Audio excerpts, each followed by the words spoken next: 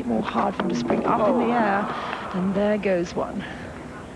12.4 points only represents 2 rails and a couple of time penalties. And Rodolphe Scherer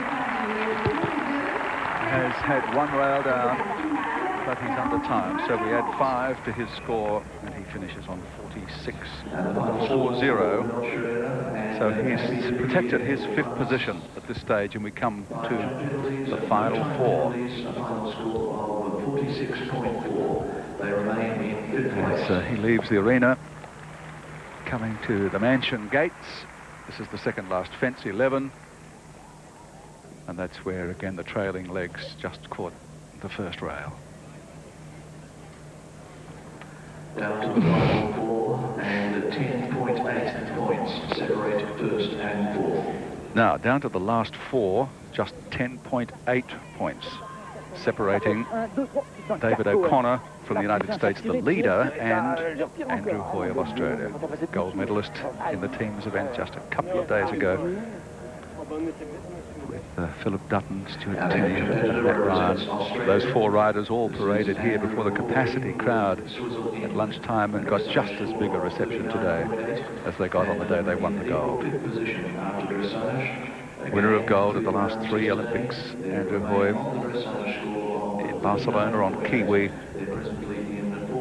in Atlanta, and here on Darien Powers, but in this individual competition riding the American-bred horse Swizzle Inn. His score 39.80. The leader's score, David O'Connor, 29. Andrew knows that if he can go clear, he puts pressure on the 3 above him and has almost inevitably won himself a medal if he can go clear. If he has 1 down, it's still not all lost. If he has 2 down, it's still not all lost, because the ones above him may do the same or worse. I can tell you there are a lot of people that said Swizzle Inn isn't good enough. He shouldn't be allowed, he shouldn't be selected to run for Australia in the individual, and my word has he answered them. Bettina Overish gives Andrew a kiss. He's getting plenty of those from her and from all the fans here. It's just a phenomenal effort to go clear and put the pressure on the top 3 riders to come.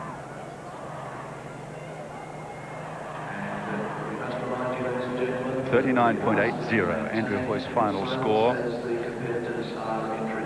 Just 10.4 points between he, 10.8 points between he and the leader, David O'Connor. So O'Connor has only got to make 2 mistakes, 2 rails, and he'll be really then feeling the heat. And the same applies to Mark Todd coming into the arena now, and Heidi Antikatsidis of Greece, who'll be the second last to go.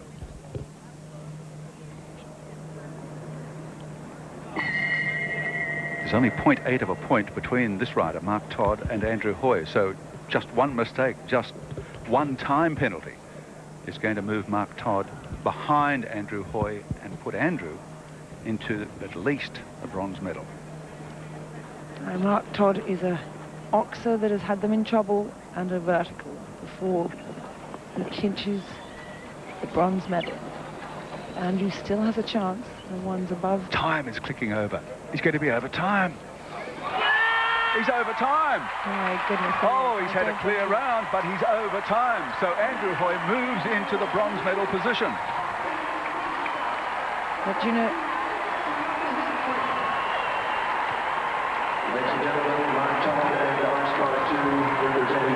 so he gets 3 time penalties rather, and moves to a score of 42. And Andrew Hoy on 39.8 is in the bronze medal position with 2 riders to come, and it's not impossible that he might move higher. Heidi Antikatsidis of Greece will be the next rider to go. She is on 37.40. She cannot afford a mistake. it's wonderful for Andrew Hoy, but he'll be the one first to say sorry to Mark, because Mark is a professional. He won't be able to believe that he hasn't managed to cut the corner that needed to be cut to get those 3 seconds, 3 miserable seconds inside. What a shame, what a sad way to finish his career, but all is not lost as far as a medal. Heidi or David O'Connor, who's at the moment in gold medal position, Heidi being in silver, they could have 2 down, and that would put Andrew Hoy even higher and Mark Todd back into the medals. Heidi Anti-Cat. Tremendous pressure.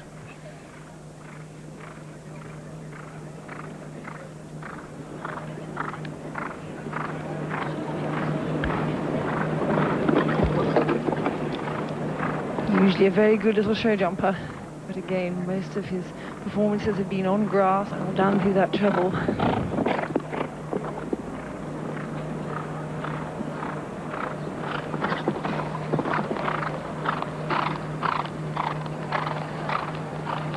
I should wish she'd taken the longer route to avoid a tight turn to the green fence and that Oxer over the water.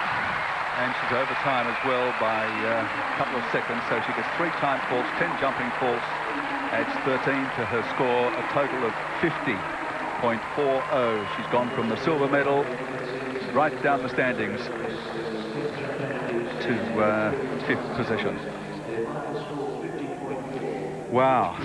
So Mark Todd at this minute is back in the medals with a bronze. Andrew Hoy has been elevated to the silver medal position. Heidi Anti-Katsidis, frozen look on her face. She knows that it's escaped her. That's the fence at 6. She opted for the short route, paid the penalty. For the United States of America, this is David O'Connor and the thoroughbred gelding custom made. Smiles for Andrew Hoy, and silver medal position for him, but this is the man with the gold almost in his grasp on a score of 29. Andrew Hoy on 39.80, 10.8 points is the spread. That's 2 rails and 1 time penalty. David and Custom Made may just need that margin of 2 rails. Rumour has it he doesn't always jump terribly cleanly. He looked marvellous at the horse inspection this morning when in the lead throughout the next 2 days of competition, just as the Australian team did when they won their gold medal, is unusual and is really, really deserving of this victory. Well, the top class riders showed them how it was done on the cross-country course yesterday. That included David O'Connor, Mark Todd and Andrew Hoy. The surprises were Heidi Anti-Katsidis, who was right there until the show jumping round this afternoon. Just those couple of mistakes put her out of medal contention, elevated Mark Todd and Andrew Hoy. But David O'Connor, when the pressure was on, was more than equal to the task, Todd, and getting tremendous congratulation from his teammates, thoroughly deserved, as we see in replay over the final fence. He looks back at the scoreboard, checks the time. He only just snuck in under the time, but it didn't matter. Just the 1 rail down was sufficient to give him victory. David O'Connor, USA, gold medal winner in the 3-day individual event.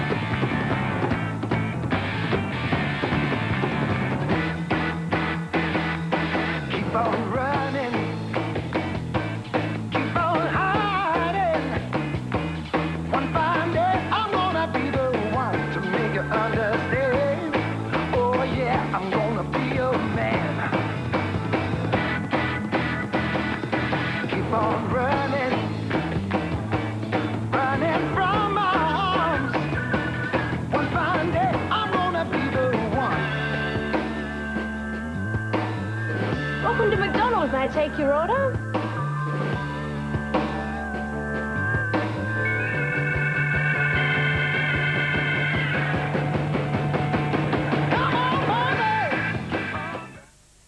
When you need to know what's going on in Melbourne, there's only one place to turn. Melbourne's Today Tonight. This is my house, and I have to go to court to get it back.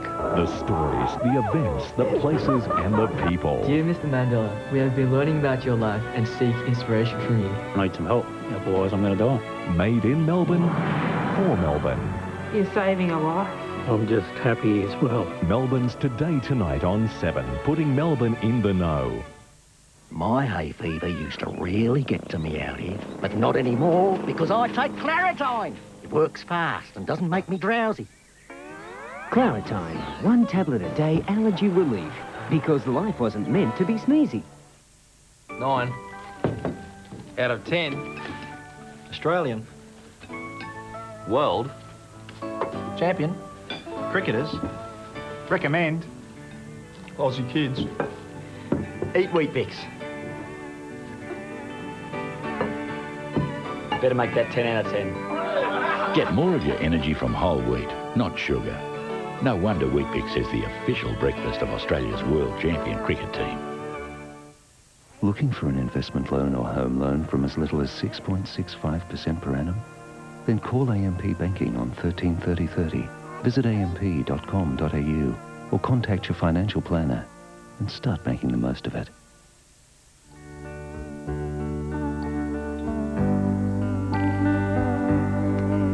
Great pictures from the Goodyear blimp over Olympic Park. If you've just joined us, great news for Australia. Andrew Hoy has won the silver in the individual 3-day event. Dermot Brereton is with him. Thanks very much, Jim. Andrew, congratulations on a silver medal, a magnificent final clear round over the jump. Switzerland was just absolutely magnificent. It was, he's just been amazing all weekend. He's done a personal best. I did a personal best with Darian Powers in the team event, and I've just done a personal best with Switzerland. He was just wonderful. For those that love the horses, he looks like he just has to find a little bit more. Probably hasn't got the absolute polish that Darian Powers has, but he's just got a heart as big as Texas. Yes, he certainly has. And it's all thanks to my complete support team, like my physio, Narelle Stubbs, who works on me as well as the horse, the trainers, Graham, Wayne Roycroft and Vicky Roycroft, my fiancée Bettina, and my groom Karen Hughes, who is just the most wonderful girl in the world, looking after the horses the way she does. She's just magnificent. Have you ever had a more nervous final viewing of 3 riders than that? Oh, look, often competitions are really nervous in the final run, but like this was just, I just had to produce a personal best and just wait and see what the others did. Do you reckon we can give you the title of our greatest ever rider now? Will you cop that one? Well, like I haven't had time to think of it as to whether I'm worthy of that, but like the horses I've got are just wonderful, and thanks to Graham and Emma Little, who own Switzerland, like they've been fabulous owners, and it's just wonderful. And the Roycrofts as well, they obviously had a big hand in it. Yeah, it's like the Roycrofts have been fantastic. It's been the complete support team. I'm going to stand up and receive the medal and the accolades, but it's going to be lonely because they should be up there sharing it with me. Absolutely. And finally, we couldn't get what you were going to do for a celebration the other day, mate. This is singular, and you've got a silver medal. How are you going to do it this time? I'm just absolutely exhausted at the moment. It's been 6 days of, well, really longer, 7 days of an absolute marathon for me, competing each day, walking the courses. I'm definitely going to have a drink this time round. I didn't get one after the goal, but I'm definitely going to celebrate this one. You were magnificent, and congratulations from the whole of Australia. Thanks, Erwin. I'm proud to be Australian. It's wonderful. Beautiful. Proud of you, Andrew Hoy. Previous best result in individual competition was a 5th in Barcelona. Now adds a silver to his 3 team golds. David O'Connor from the USA won gold, Hoy silver, and Mark Todd the bronze. We'll be going back to the medal ceremony when it happens. Track and field, let's check the start list for round 1, women's 100 metres, heat 10, and American Christy Gaines in lane 3 is the favourite. Your commentators, Raylene Boyle and Bruce McAvaney.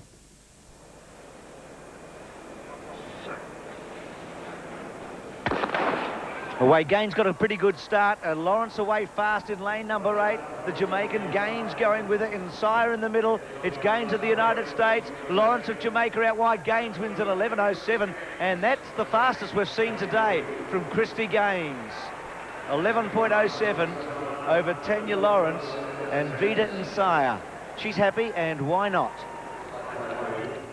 So Christy Gaines comfortably through to round 2 tonight. The women's water polo not far away, and we'll be going back for the medal ceremony in the individual 3-day event. More to come on the games of the 27th Olympiad. Underneath the brave around your Millions more people are travelling to the Sydney 2000 Olympic Games on one brand of tyre.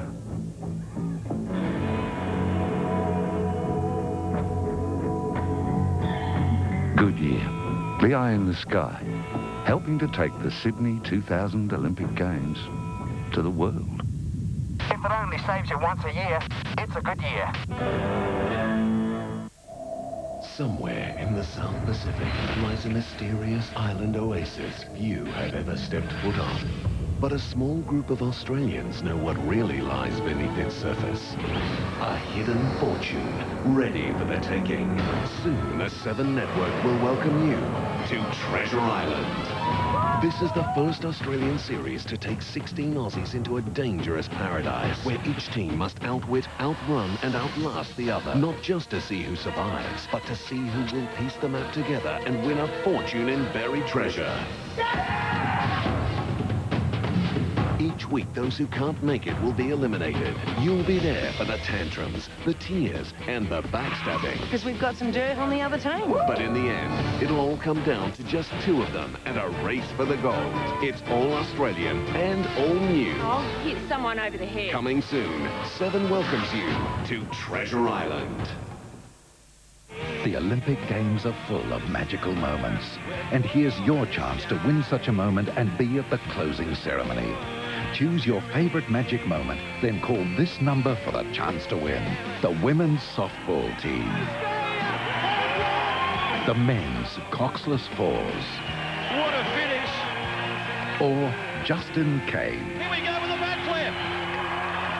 Call now for your chance to be at the closing ceremony.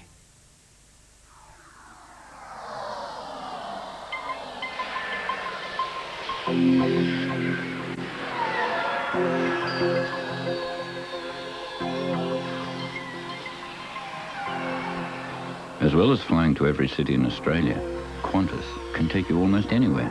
In fact, you could say we have a network as big as Australia.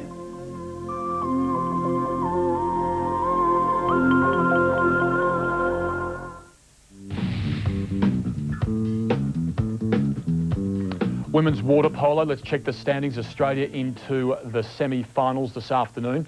It's 1v4 Australia v Russia and 2v3 USA versus the Netherlands. 1-1 at the Wright Aquatic Centre. Your commentators are Sharon Wheelock and John Harker.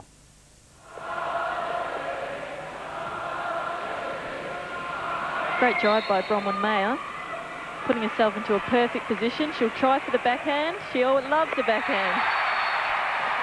Australia lead 2-1, Bronwyn Mayer with her 3rd goal for the tournament.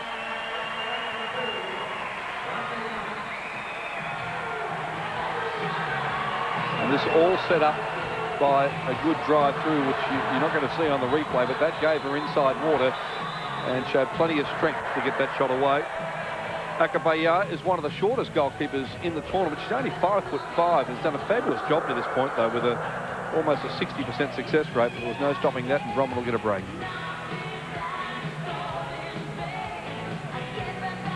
And then Higgins needs a new cap, I think.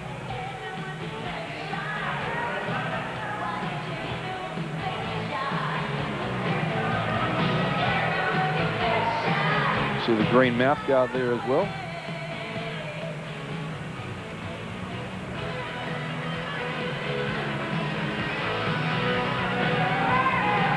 We see Jo Fox in the water for the first time. Her primary position is the centre-back position. And she'll go into Mark Coon at centre-back as we speak.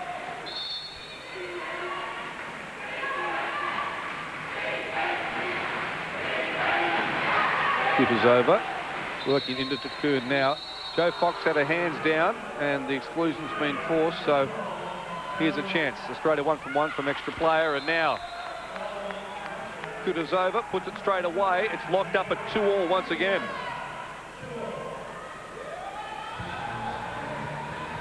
see on the replay here, great pass over to Kutazoa. Simone Henkin with her arm up, but just not able to connect with the ball. Simone's probably just been dragged over a little bit, trying to help the post player in defence, but dragged off her position. Well, the two sides with the lowest percentage of any of the semi-finalists an extra player, but both have scored with their first opportunity. Naomi Castle from out the back door is not going to be able to work it into centre forward there, so she'll offload it to Fox. And that'll be a corner throw. We've got 2 minutes and 17 seconds left. It's locked up at 2-all, Australia and Russia. That does mean, of course, that they get a new 35 seconds with that shot being taken.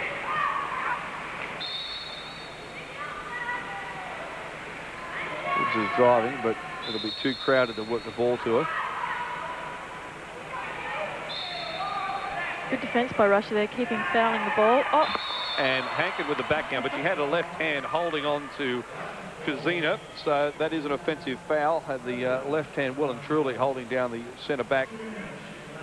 Nonetheless, it hit the post, but the offensive foul had already been called. This is Petrova, Katania Petrova. Getting it back out to Lulia Petrova. To Kuhn. Castle's on to Kuhn. Good pass out there. Kuhn knew she was in trouble and got the quick pass away. And Petrova's driving through the centre.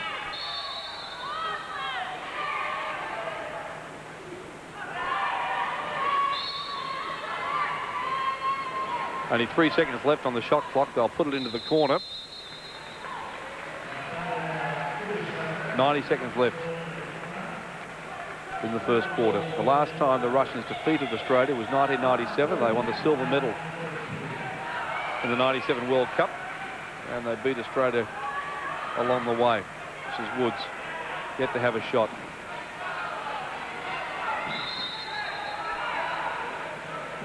So again, he's got their three big shooters in at the moment. Woods, Fox and Bridget out the top positions. This is Gustafson with it now. Good pass into Higgins, and Higgins' pass to Hankin didn't give her a lot of hope. Akabaya comes away with it inside the last minute of the first period.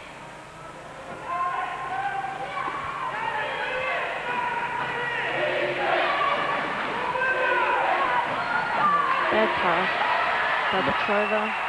Naomi Castle does lead the tournament in steals, though, and there's another one to take her. Kelly to 15. She's driving through the centre. She's got Fox trying to pop it over. Now a chance for the Russians at a quick counter-attack. As straight down the centre goes to Kuhn. It'll be to Kuhn versus Weeks. And the Russians take the lead, 3-2.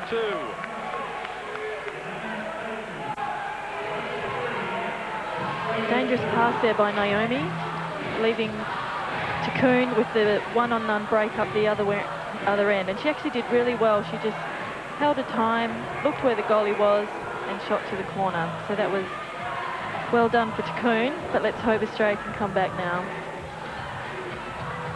Another happy birthday so far for Liz Weeks. 3 goals, but all of them from point-blank range. Well, 2 from point-blank range and 1 from an extra player advantage, where she didn't get a lot of help on the posts. Australia with 16 seconds left in the period to try and level the scores.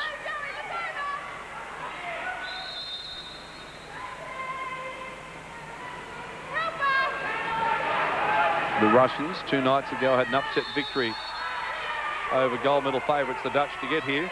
There's only 5 seconds left. Gustafson, can she pull something out with a couple of seconds remaining? No, they won't. They'll go to the break with Russia leading 3-2. And that's a fabulous start for the Russians here at quarter time. So a win there would guarantee Australia a medal in women's water polo. We're going to go back to the Ryde Aquatic Centre shortly. Going back out to the equestrian, and Dermot Brereton is with our gold medalist, David O'Connor. Well, David O'Connor of the United States, congratulations, a gold medal to take home. Yeah, it's amazing, isn't it? With the little mess up that I had with the show jumping, I was so mad at myself. It's taken a little while for it to sink in. It's only just kind of starting, but it was the horse was fabulous all weekend, and we just had one of those magic times. Well, turning the corner here after the jump, just behind you right there, you must have felt relieved. Oh, there's unbelievable. I was so worried about the gate because I thought that was one of the fences that he could have down, and he jumped it clear, and I just got lost there for a second, and what's going through your mind is pretty unrepeatable on television. But I just looked around and saw the wall, and it was right back into the game. I just couldn't believe it, and it stayed with me for the rest of the round. I was so angry with myself coming out of the ring. I can't believe it. We didn't see the anger on your face. There was a lot of delight when you went past the post. Yeah, it's you know, it's a special time. There's no question. This horse has got tremendous wins to his credit with Badminton and Kentucky at home, and here, you know, it's been quite a career. It's been quite a ride that he's given me. Well, you kept Andrew out of goal, but they reckon you're one of the good guys, so congratulations. We're happy it's gone to a good fellow. All right, thanks a lot. I appreciate it. Thanks, David. All right. The medal presentation ceremony for the individual three-day event at the Millennium Games. The games of the 27th Olympiad here in Sydney, and what a games they have been. David O'Connor from the United States acknowledging the capacity crowd. He's the gold medal winner in the individual. The silver medal to Andrew Hoy of Australia to add to the gold that he won in the teams event, and the bronze, and a well-deserved bronze in the final competition of his career, to the great New Zealander Mark Todd. But you can't take it away from David O'Connor and Custom Made. They set the pace right from the start of the event, just as Andrew Hoy had done in the teams event. And O'Connor, with an unbelievable dressage score of 29, carried that right through to the show jumping and just had the one rail down. Mark Todd, dual gold medalist at previous Olympic Games, the man who was voted the eventing rider of the century. It's the greatest accolade of all. And Andrew Hoy,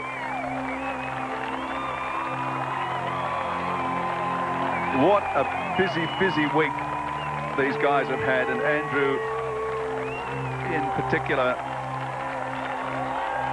walking the course for the teams event several times and for the individual event. No less so for Mark Todd and David O'Connor. These three guys tackled both events with different horses, of course. Gilt Edge for David O'Connor in the three-day event, which was a slight disappointment for him, even though the United States ended up taking the bronze medal. But on Custom Made, he certainly delivered the goods in the individual event. His wife, Karen, both of them silver medalists in the teams event in Atlanta 4 years ago.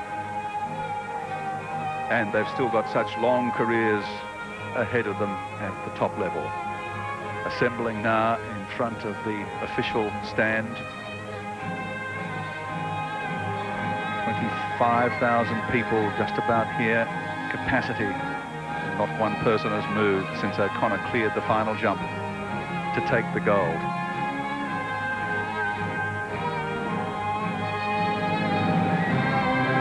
What a thrill it must be, not only for O'Connor, Hoy and Mark Todd, but also for all of their teammates and all of those associated with the horses' owners. Graham Little, who owns Swizzle Inn, Andrew Hoy's horse.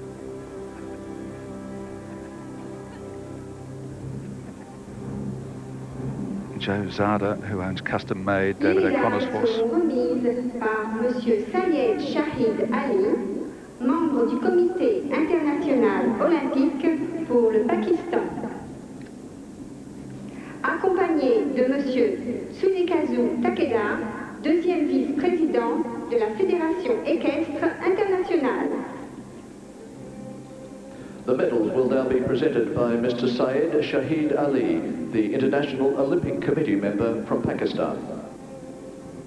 He's accompanied by Mr. Tsunekatsu Takeda, the second vice president of the International Equestrian Federation. Champion olympique et médaille d'or représentant les États-Unis d'Amérique. Olympic champion representing the United States of America, David O'Connor, riding Custom Made.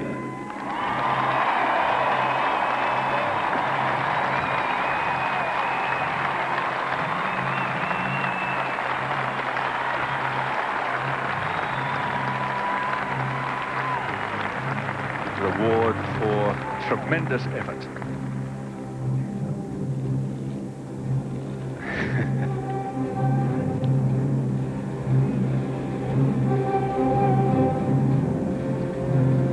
I was going to say a smile as big as Texas, but it's a smile as big as Virginia.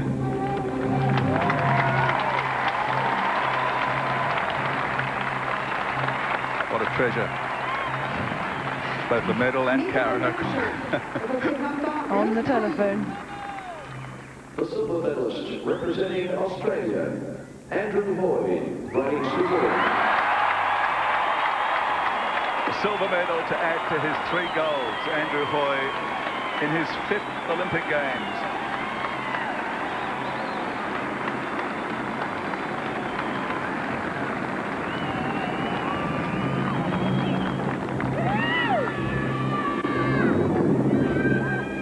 And one of his greatest attributes, you'd have noticed it in the interview, he disperses the credit to everybody else that has the smallest part in his success.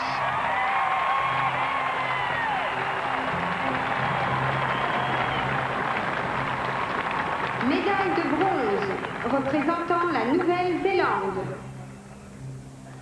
The bronze medalist representing New Zealand, Mark Todd, riding I Spy 2.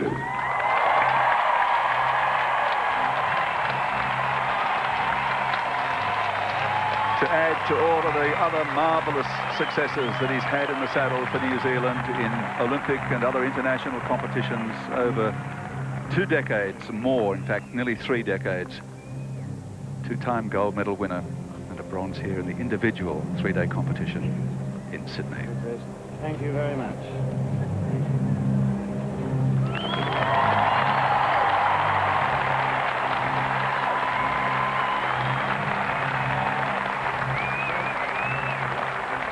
Farewell, Toddy. Mesdames, Mesdemoiselles, Messieurs, veuillez vous lever pour l'hymne national des États-Unis d'Amérique. Ladies and gentlemen, please stand for the national anthem of the United States of America.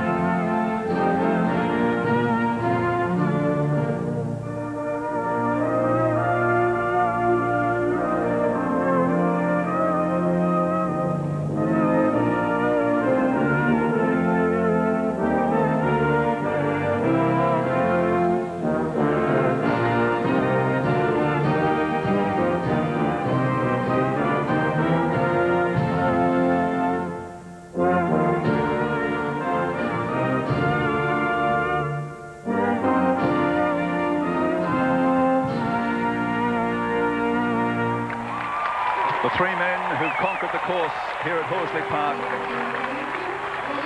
in the individual 3-day event. David O'Connor from the United States, the gold medal winner on custom made. He led from the outset. Andrew Hoy came from 4th position to grab the silver today in the show jumping round. And Mark Todd of New Zealand, the bronze medal.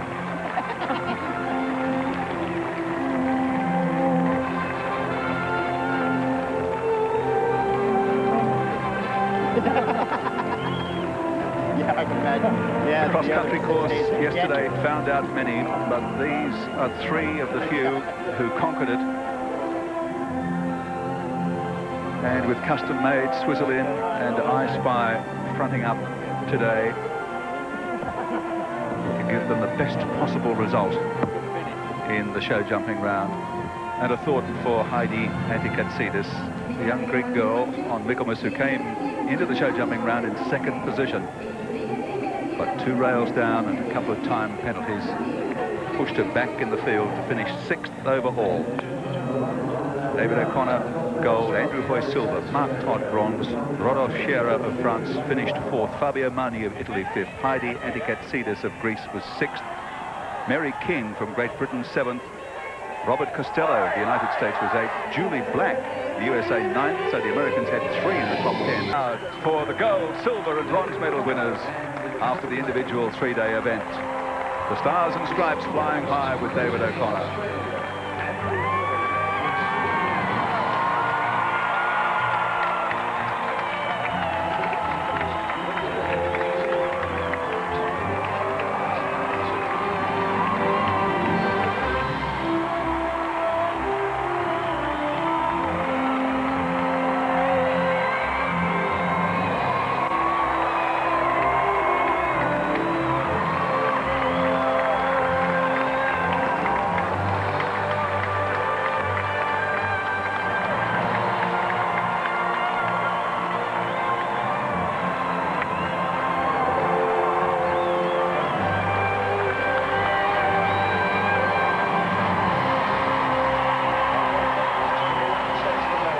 An even bigger reception the second time round.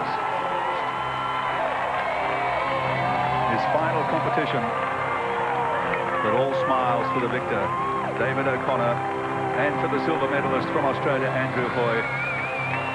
The culmination of an extraordinarily exciting week in the three-day teams and three-day individual competitions here at Horsley Park. Australia, Britain, the USA taking gold, silver and bronze for the teams. And the USA, Australia, New Zealand. David O'Connor, Andrew Hoy, Mark Todd, the medalists in the individual event. And a solo lap of honour for David O'Connor and custom made. Capping off a tremendous week in the two three-day events. And of course that will clear the decks at Horsley Park for the Grand.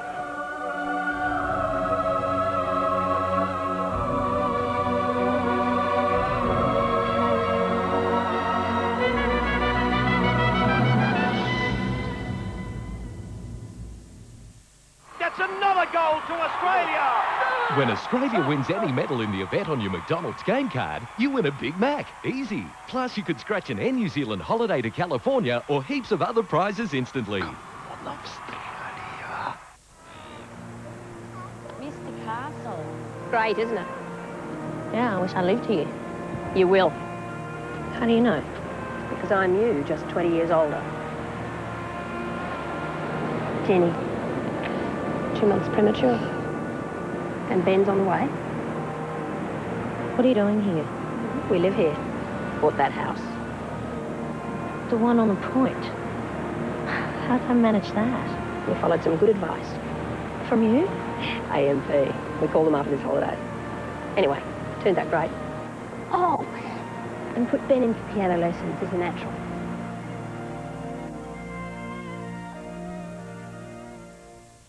Stop the rock. Stop the rock. Can't stop the rock. You can't stop the rock. Stop the rock. Can't stop the rock. You can't stop. You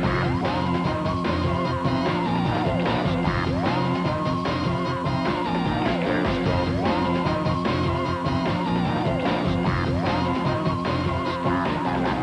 Stop the rock. Can't stop the rock. You can't stop.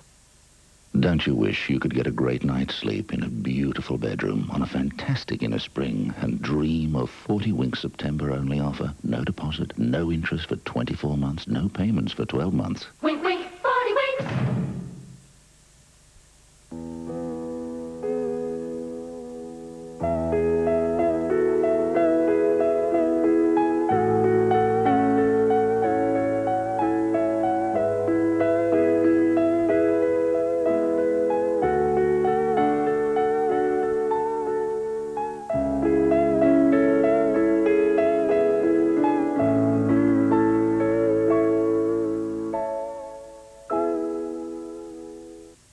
Like to meet someone who can change your life?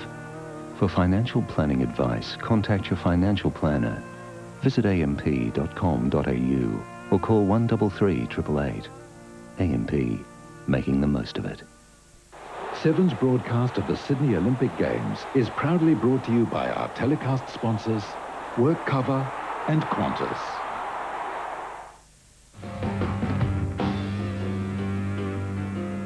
Well done to Andrew Hoy, Olympic silver medal. Women's water polo semi-final, Australia versus Russia. The winner through to the gold medal playoff. You remember when we left, it was Russia leading 3-2. We pick up play in the third quarter. Russia is leading 4-3. Your commentators at the Ryde Aquatic Centre, Sharon Wheelock and John Harker. So Australia start this third quarter trailing by a goal. Melissa Mills, this is a vital swim-off because the Australians are down a player for the next 15 seconds or so. In fact, there was only about 6 seconds left on the exclusion, so Woods is going to get a break, but Hankin comes in for us, so we're back even again. And there's a steal and some of the passes from the Australians.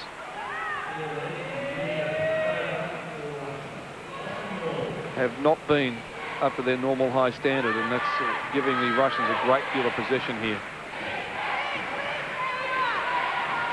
Castle.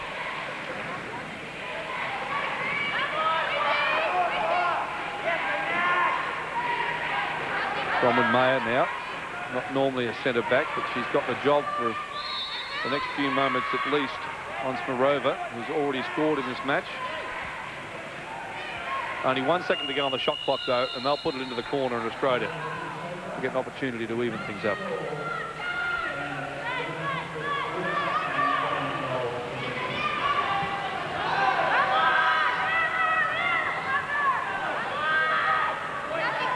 Hankin's gone into centre forward.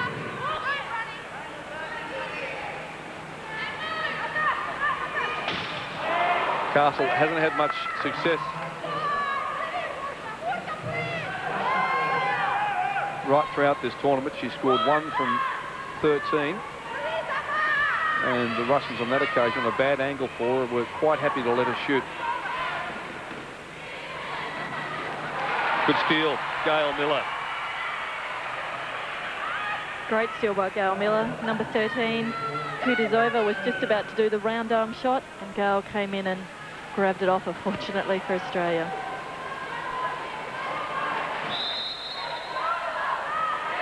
Bridget Gustafson into centre forward again.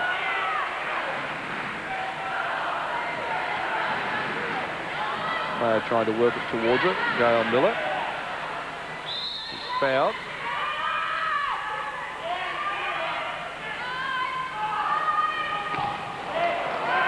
And only 3 seconds left on the shot clock, but a very difficult angle from about 12 metres, and the Russians have an opportunity for a quick counter, and that's a pretty bright timeout to be calling because the Russians were away. Well, in fact, it was called by the Russians. I thought it was called by Georgiani, the Australian coach. The Russians had a 2-on-1 at the other end of the pool, and the Russian coach has decided to call a 1 minute timeout. The Russian coach will be just letting his players know what play they are going to do. They would have practiced these plays many, many times at training, putting one of his best players in now. Canuck, number 11, one of their best shooters. So with this minute timeout, he's able to exchange players and put in his best shooters for this extra man situation. Canuck has scored 8 for the tournament, yet to score today.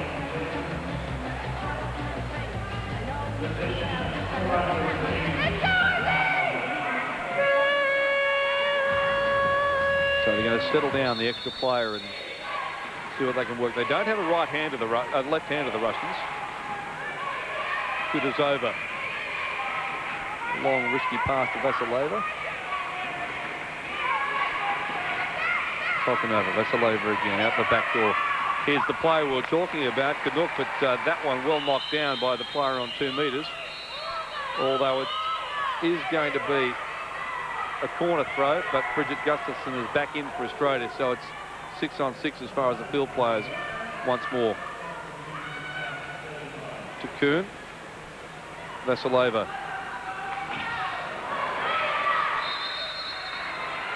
The 18-month-old daughter.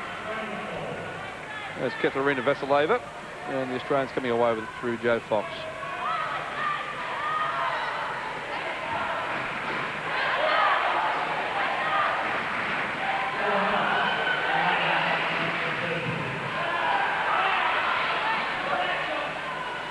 Well, she's fought quite brilliantly there, Bridget Gustafson, to retain possession, and they have a player open on the post. In it goes. Bronwyn Mayer having the game of her life. 3 goals now to Bronwyn. She's so good at working that inside position. drive pass, maybe a little pull past the player, but as long as the referee doesn't see, that's all we care about. It's locked up at 4-all, and 2 of those goals for Bronwyn Mayer have been the results of very similar drives, and of course she also, that matter, virtually drove during extra player as well to score her extra player goal. So it's locked up at 4 apiece, Australia and Russia. The Russians looking for their first victory against Australia since 1997. These two teams did meet in the playoff for the bronze medal at the 1998 World Championships in Perth, with the Australians victorious on that occasion, and Debbie Watson's going to come away with the steal. Debbie, the only player in the water who was there in 1986 when Australia won the World Championship. This is a great steal. Canuck coming away with it and driving down the centre. Look, will try and go all the way. Bridget Gustafson coming across. It'll be Canuck. But she tries the back shot. Brilliant. What a great shot by Canuck. As I've already mentioned in this tournament, the back shot's not really a shot that many players do these days, but fooled the goalie on that occasion. As she swims in, the goalie's not sure when she's going to pick it up with that back shot. And Liz just coming a second too late.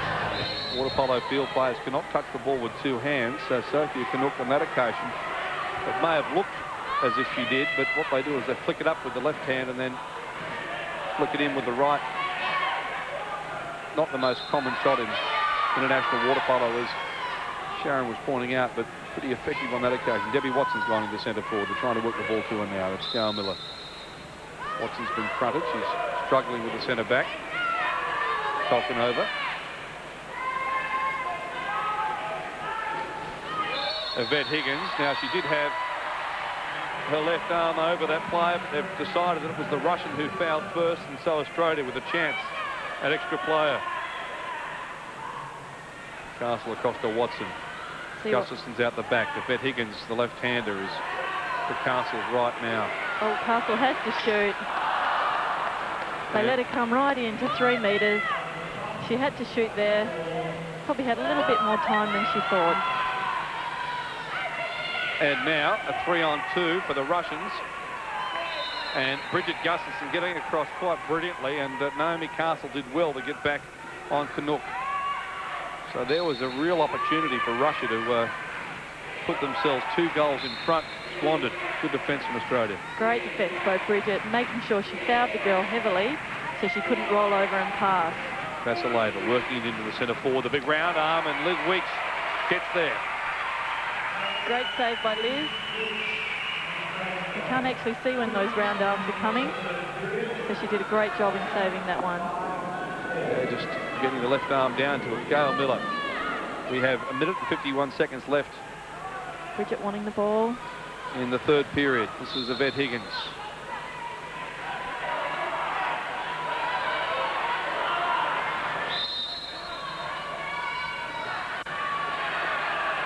Joe Fox, there's 12 seconds left on the shot clock. There's plenty of work going in under the water, as you can see, with Higgins, who gets the free throw now. Driving across the other side is Gail Miller. It'll be tough to get the ball to her, so Fox will have to shoot from out wide. And the shot clock will restart, so Naomi Castle will scoop on this, and Australia will get another 35 seconds. And timeout called. Russia leading 5-4, 1 minute and 24 seconds left in the 3rd period.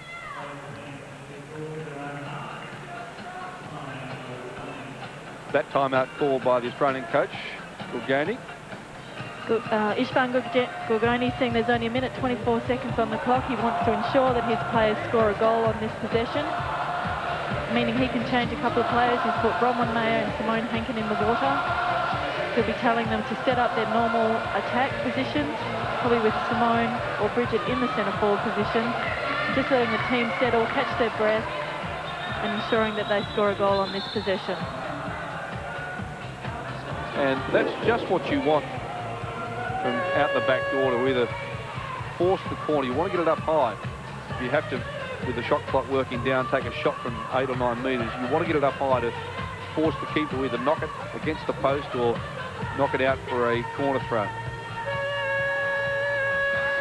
So a good shot that has given Australia another 35 seconds. It's down to 30 now as Castle takes it.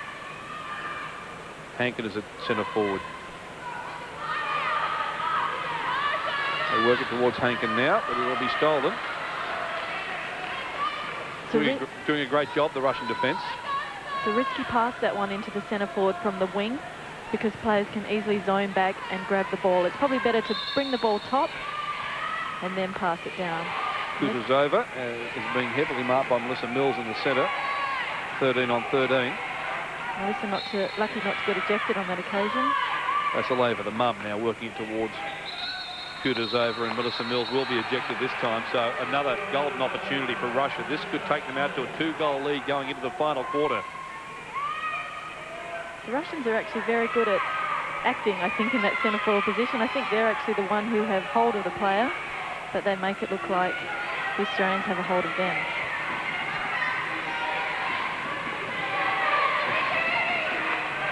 Kutuzova out to Vasileva. Inside to the post player, left unmarked. And Tolkanova has put it away, and Russia now lead by 2 goals, and we have 25 seconds left in the third period. Australia on the rack here at the Wright Aquatic Centre. Just can't leave those post players like that. It's too dangerous. On the 2-metre, Tolkanova, easy goal for Australia. We have to pick up now.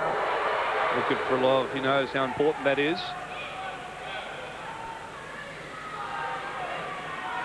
The Australians have lost just 4 matches in the entire year. One of them was here to the Netherlands. And they haven't been beaten by Russia since 1997. Gustafsson at centre forward. Fox may shoot herself. She does, off the post. Unlucky for Fox. That was a good shot. We had to take it. There's only 2 seconds on the clock. Still got a quarter to go. And the Russians lead Australia 6-4 here at the Wright Aquatic Centre.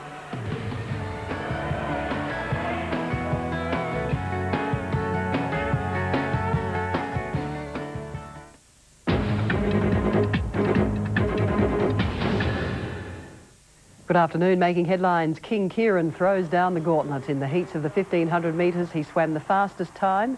Grant Hackett won his heat as well, and now the stage is set for tomorrow's final.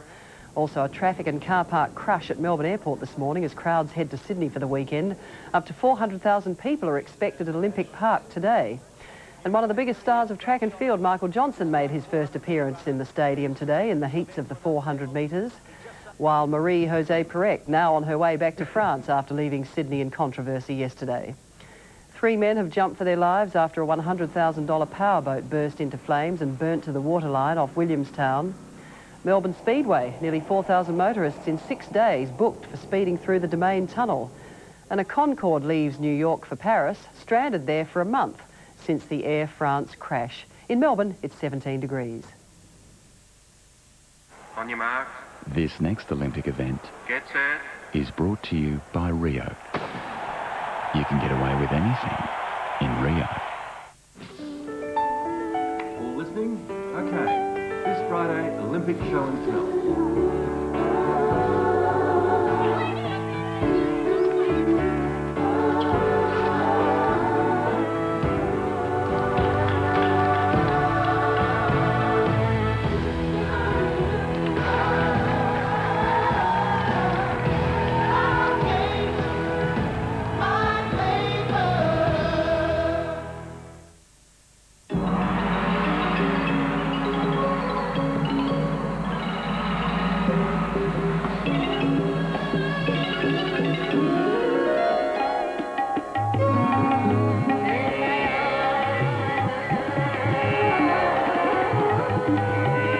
How far do you have to go to find dinner perfection?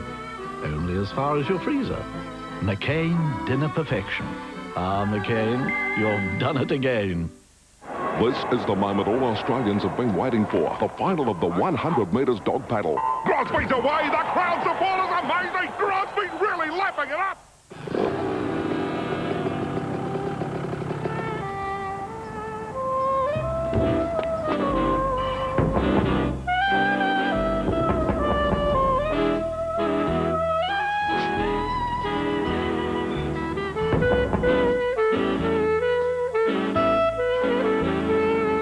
Because it's just so smooth and so creamy.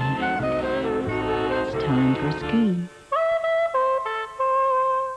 Ready. This next Olympic event Get set. is brought to you by Rio. left. You can get away with anything in Rio.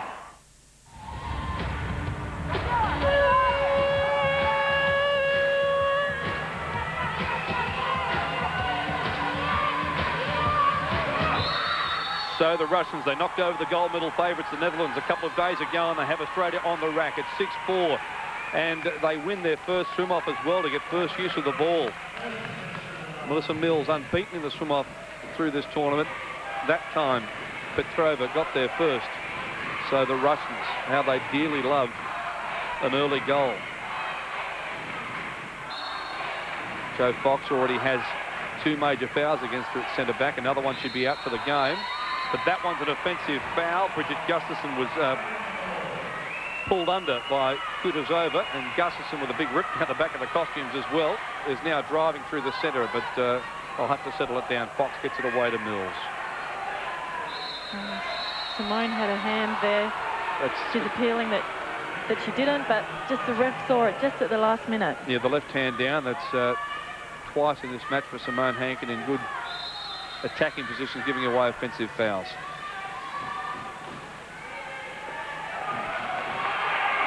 Well, she's up to that one, Liz Weeks, up to the task, and what a vital save that may prove to be in the context of this match. A 3-goal lead would be mighty hard to peg back in the last quarter. Australia are down by 2. Come on, girls, they can do it. They just have to settle down. Jo Fox, a great shooter. 17 seconds left on the shot clock. Out to Mills. Now it's into Hankin. Hankin loves the backhand. She's fighting for the ball. This time she forces the exclusion. So Australia, they've scored 2 from their 5 extra player opportunities so far today. Watson's going to walk this in and have a shot herself, and it's wide. That make that 2 from 6. And again, the Russians with the quick counter-attack, which has happened often today. It's an opportunity for Takun to drive in, but Watson was there to cover. Bronwyn Mayer, in fact, in the end, coming across to cover. The Russians slowing it down there. Smart play by the Russians. They're the ones with 2 goals in front. They don't have to rush anything.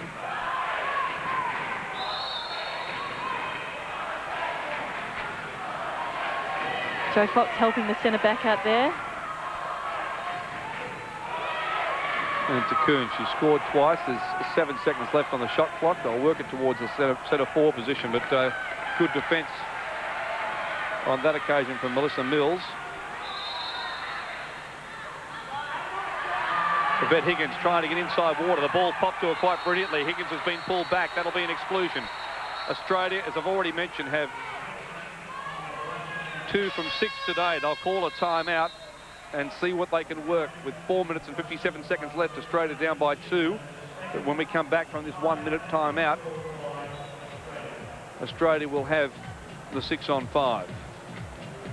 If Australia want to win this game, they have to do just exactly what Yvette was doing then. They have to work hard, they have to keep driving, they have to force the Russian girls to pull them back, to get ejections, so they have the extra man advantage. We see Gorgeni there placing Taryn Woods back in the water, one of the best shooters. She'll probably go to the right-hand catch position where she scores most of her goals from centre forward. From the extra man play opportunity. And Gorgeni has now used his last timeout. So Australia will not be able to call another timeout in this match. Down by 2. A team of girls that have already had a victory just by the fact that not only they, but their sport has been included here at the Olympic Games.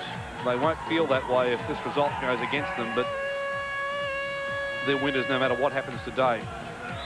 But after a very long fight, the Australians were influential in getting women's water polo included at the Olympics, and they've still got plenty of time to get through to the gold medal game here. There's Taryn in that dangerous wing position. They're pressing well, though, the Russian defence. They won't leave Gustafson out wide, but Higgins, she scored plenty into the post player, and no problems. Debbie Watson puts it away. 6-5 it is now. Great shot by Debbie Watson. Taking your time, that's what it's all about. When you're 35 years old and you've played for as long as Debbie has, you know you just have to stay calm and put the ball in the corner.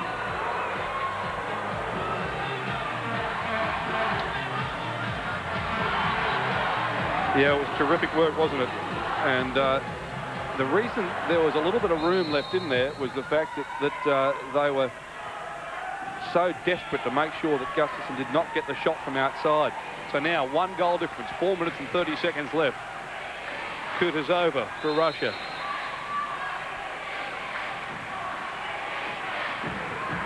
Morova popping it into centre forward. Naomi Castle, the world's best centre back, does quite well to just give away the free throw, which is exactly what they wanted. Inside the last 10 seconds on the shot clock.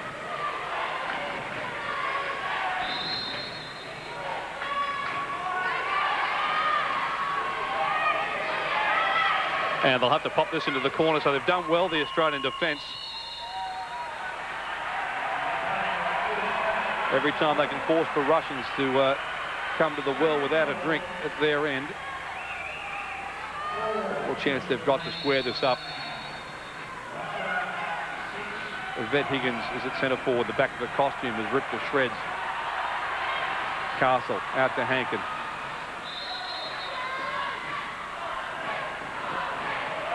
Castle offloaded then because she knew that they were going to leave her to shoot from out wide.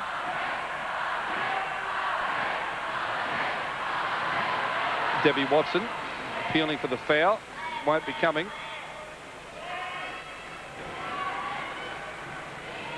How tense are they? How tense am I, John?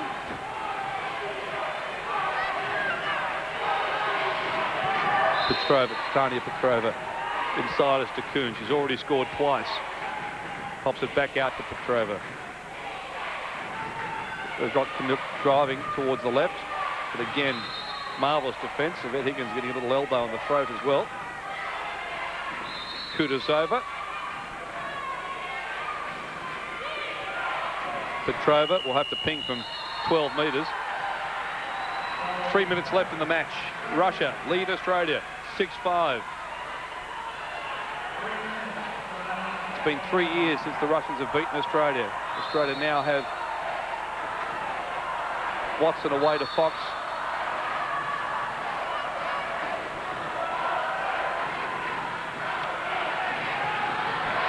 Castle gets it to Hankin.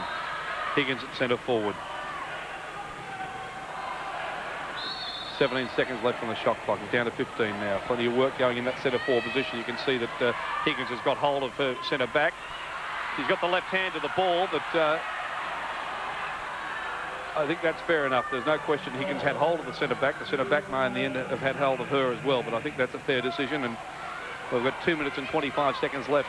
Australia trail by 1. If it's tied up at the end of the game, they'll play 2 periods of extra time, 3 minutes apiece, and then a golden goal. But it's a long way from being tied up yet. Australia still need to peg one back.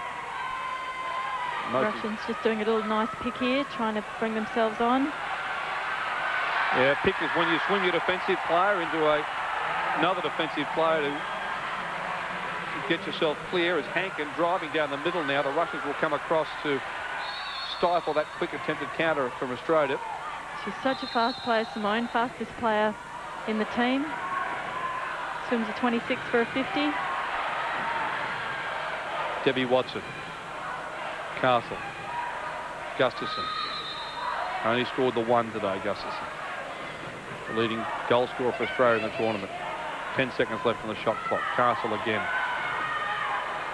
Oh, Castle's put it in off the top corner. Can you believe it? She'd scored 1 going into this game from 14 attempts.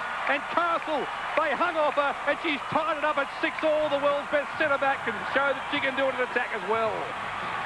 What a great shot from Naomi. You can see it on the replay here. It couldn't have gone any higher top corner. There's no way anyone was going to stop that goal. Well, she leads. They're just delighted. They can't believe it. She leads the tournament in steals, Naomi Castle. She is the world's best centre-back, as I say, but they've been allowing, all of the teams in the tournament have been allowing Naomi to shoot from out the back door. On that occasion, she had to take the shot. The shot clock was counting down.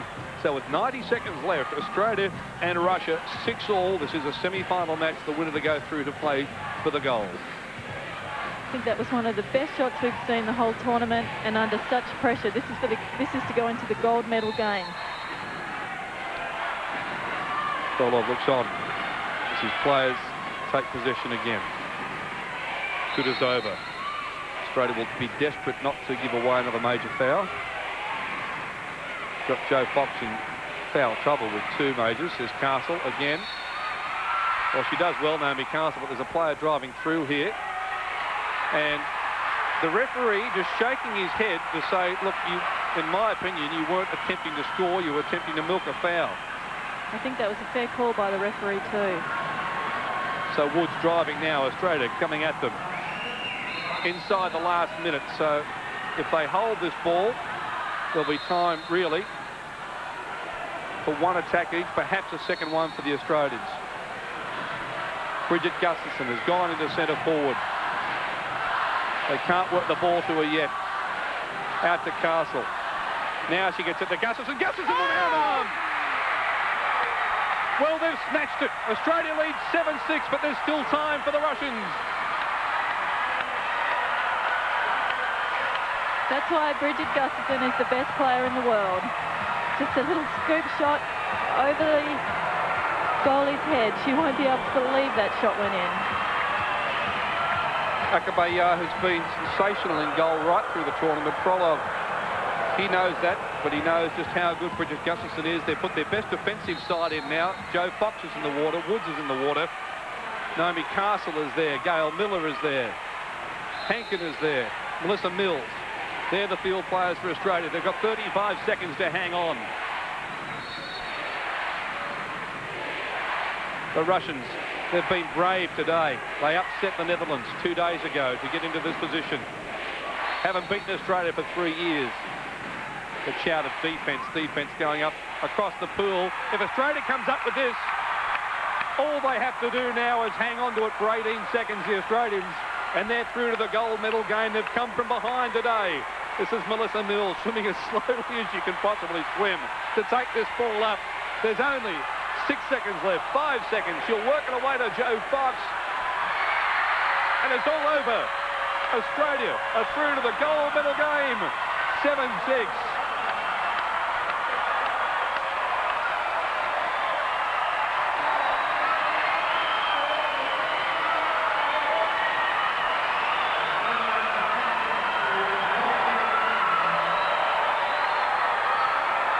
When you look at Debbie Watson, Kiss coach Gorgani, and now they're all piling into the centre of the pool. And you'll probably get the Go Aussie chant in a moment. But as we said, they're winners just by getting here, the Australians, because they're the ones that fought to have their sport included. The Australian bench, the Russians are deflated, but they were brave. I can't believe the girls in the centre of the field. There they are. There they are. They're just so excited, so ecstatic. They have worked so hard to get here. As I said, they had a 4-month living camp. They had to give up their jobs, give up their families for 4 months.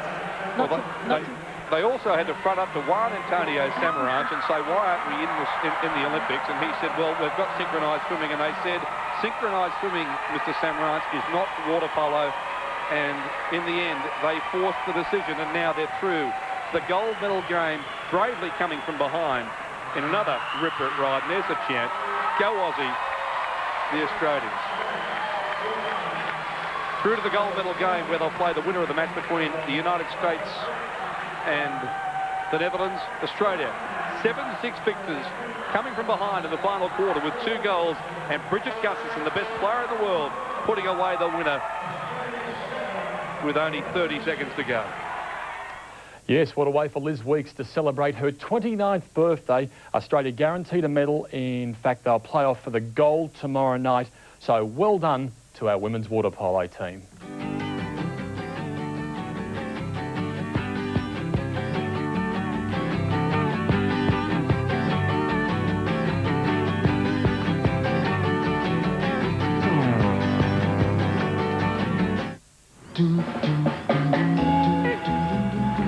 Sale of the century. Melissa?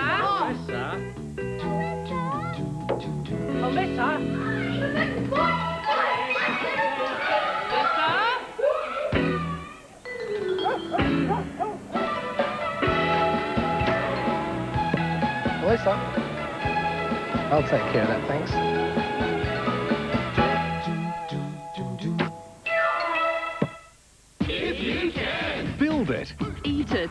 Tile it. Tie-dye it.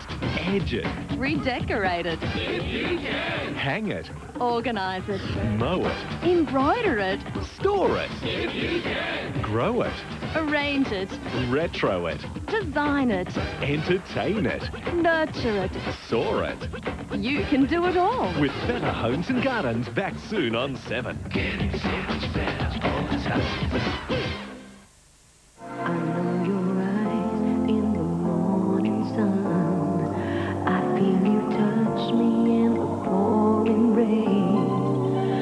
While you're enjoying these magnificent images of fresh, clean water, think about this. It's running out. We all have to use less or face restrictions. Yarra Valley Water can help because the time to save water is now while we still have it. When I grow up, I'm going to be the principal ballerina for the Royal Ballet. I'm going to win the round-the-world solo yacht race. Children today grow up realising anything is possible. I want to win gold for Australia. When I grow up, I want to win the New York Marathon. An inspiration they've embraced from their Olympic heroes. Stand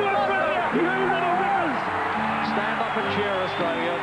Be proud of every one of them. The Australian Olympic team, the inspiration of our nation.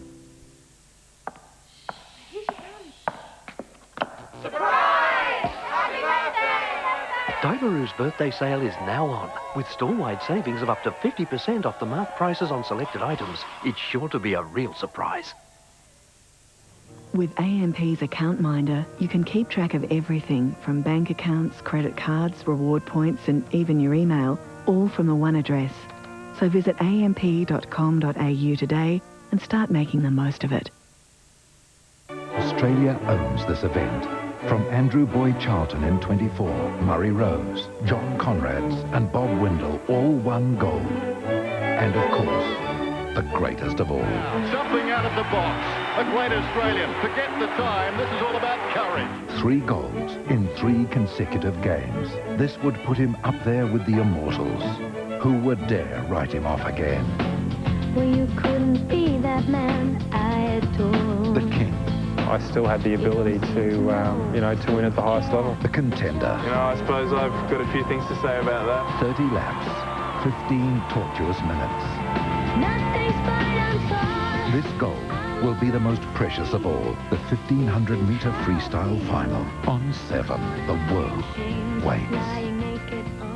Looking forward to that tomorrow afternoon, the race that will stop a nation, olympics.com.au. The very latest information on our athletes. You can chat with Olympic legends. In fact, tonight at 6 o'clock, Australian Eastern Daylight Saving Time, you can chat with Phil Anderson. He was a stage winner of the Tour de France. He's part of our 7 commentary team, olympics.com.au. Day 1 of the track and field, and the first gold medal has been decided, and it hasn't been without controversy. We're going to take some pictures from the Olympic Stadium, the men's 20-kilometre walk. And Mexico's Bernardo Segura was first into the Olympic Stadium and was celebrating in style what he thought was going to be a gold medal. It was an Olympic best time of 1 hour, 18 minutes, 58 seconds.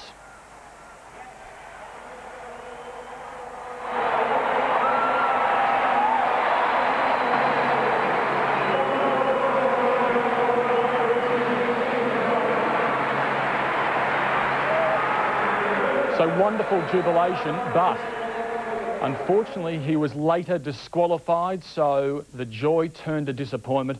The Pole, Robert Kozanowski, took the gold eventually. Hernandez the silver, and Draev the bronze. So disappointment there for Mexico. And we're going to take an Aussie update now. Well, Simon Fairweather certainly put archery on the map with a stunning gold medal in the individual event, but he was forced to put the celebrations on hold today to lead Australia in the teams event. It's 3-on-3, the Aussies against Sweden, and despite leading by 7 early on, there was nothing in it by the last of the 3 ends, and that's where we pick it up. And now the final arrow for Sweden, with these 2 countries, Australia and Sweden, level. After 24 arrows, 27 to be shot. And he scores another 10. Now that's very close to the line, but it looks as though it has caught the line. So Sweden has scored 28 out of a possible 30 with its last 3 arrows. Simon Fairweather.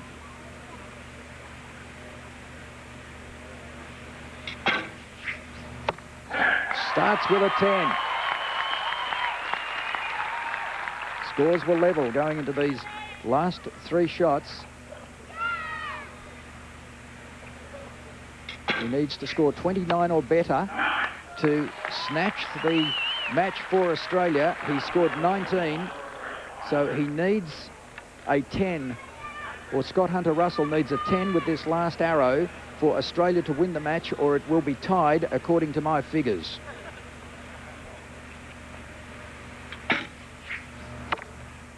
And he's missed badly. He's actually scored a 6, and that gives the match to Sweden. Scott Hunter-Russell missing badly with that final arrow, and Sweden win this first round match 241 points to 238. Well, we've had some great results from the shooting range so far, but unfortunately there was no luck at all today. All the Aussies in action failing to qualify. And it hasn't been a good day for Andrew Curry in the men's javelin. The husband of Atlanta silver medalist Louise struggled to keep his feet and placed enormous pressure on his last attempt to qualify. And then the release for Andrew Curry. Hasn't been in a major championship final. He's currently in 22nd place. He needs to throw 82.25 if he's to have any chance. And that won't be enough. So he will finish this competition with 78 metres 12, and that will conclude his appearance in the Sydney Olympic Games. He'll come back and watch his wife Louise compete in the qualifying round.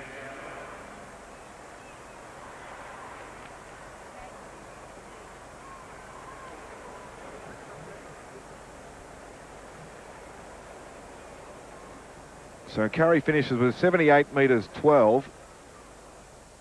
So Andrew Curry and fellow Aussies Andrew Martin and Adrian Hatcher all failed to qualify. The Hockey Roos are coming up shortly. Telstra, behind the scenes. A specialty camera is a camera which is different to what we'd normally use in a television studio. It gives the viewer a greater feeling of presence than they would normally have through a standard television coverage. We've got a vast array of specialty cameras ranging from tracking cameras, stabilised helicopter cameras, cameras which run on cables. These are all challenges that are faced by someone who's developing specialty technology for an event such as the Olympics. Behind the Scenes is brought to you by Telstra, making life easier at the Olympic Games. You won't see this very often. A limited edition Sleepmaker Olympic Gold Miracoil Plus bed under $1,000. But be quick, because we can't hold this offer long.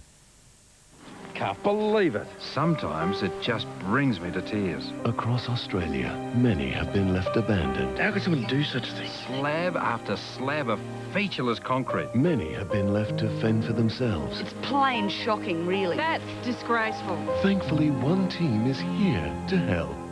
By ridding Australia of unsightly gardens to deadline and to budget. We just want to make a difference. Ground Force, the all-new series. Back soon on 7. Explore the mobile future on your existing mobile phone now with Info to You from Optus. Choose Olympic results, share prices, sport, horoscopes and more. Only 20 cents a message. We'll let you try it for free. That's up to 100 messages per month until the end of October. Info to You. Choose what you want on optus.com.au or these websites. What's life really like in today's Navy? We've got 4 ships close, aircraft going over. You're the guy on the bridge, and you've got to wear it. I reckon that's the best job in the world. They teach you everything from life skills to a particular trade. You have people that stick by you through thick and thin. You're not just workmates, you're also quite good friends.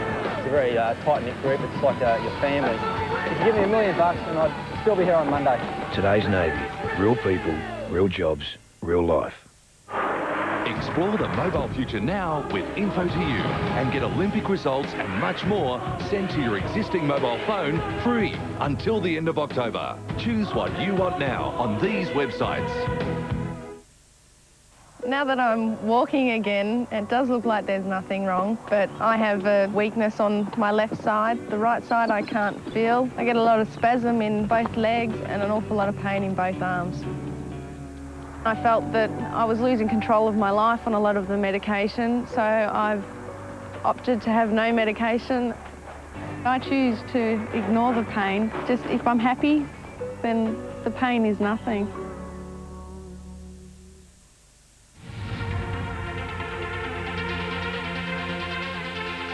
Women's hockey, Australia versus Korea. It's the gold medalist and the silver medalist from Atlanta. Let's take a look at the standings from Pool C.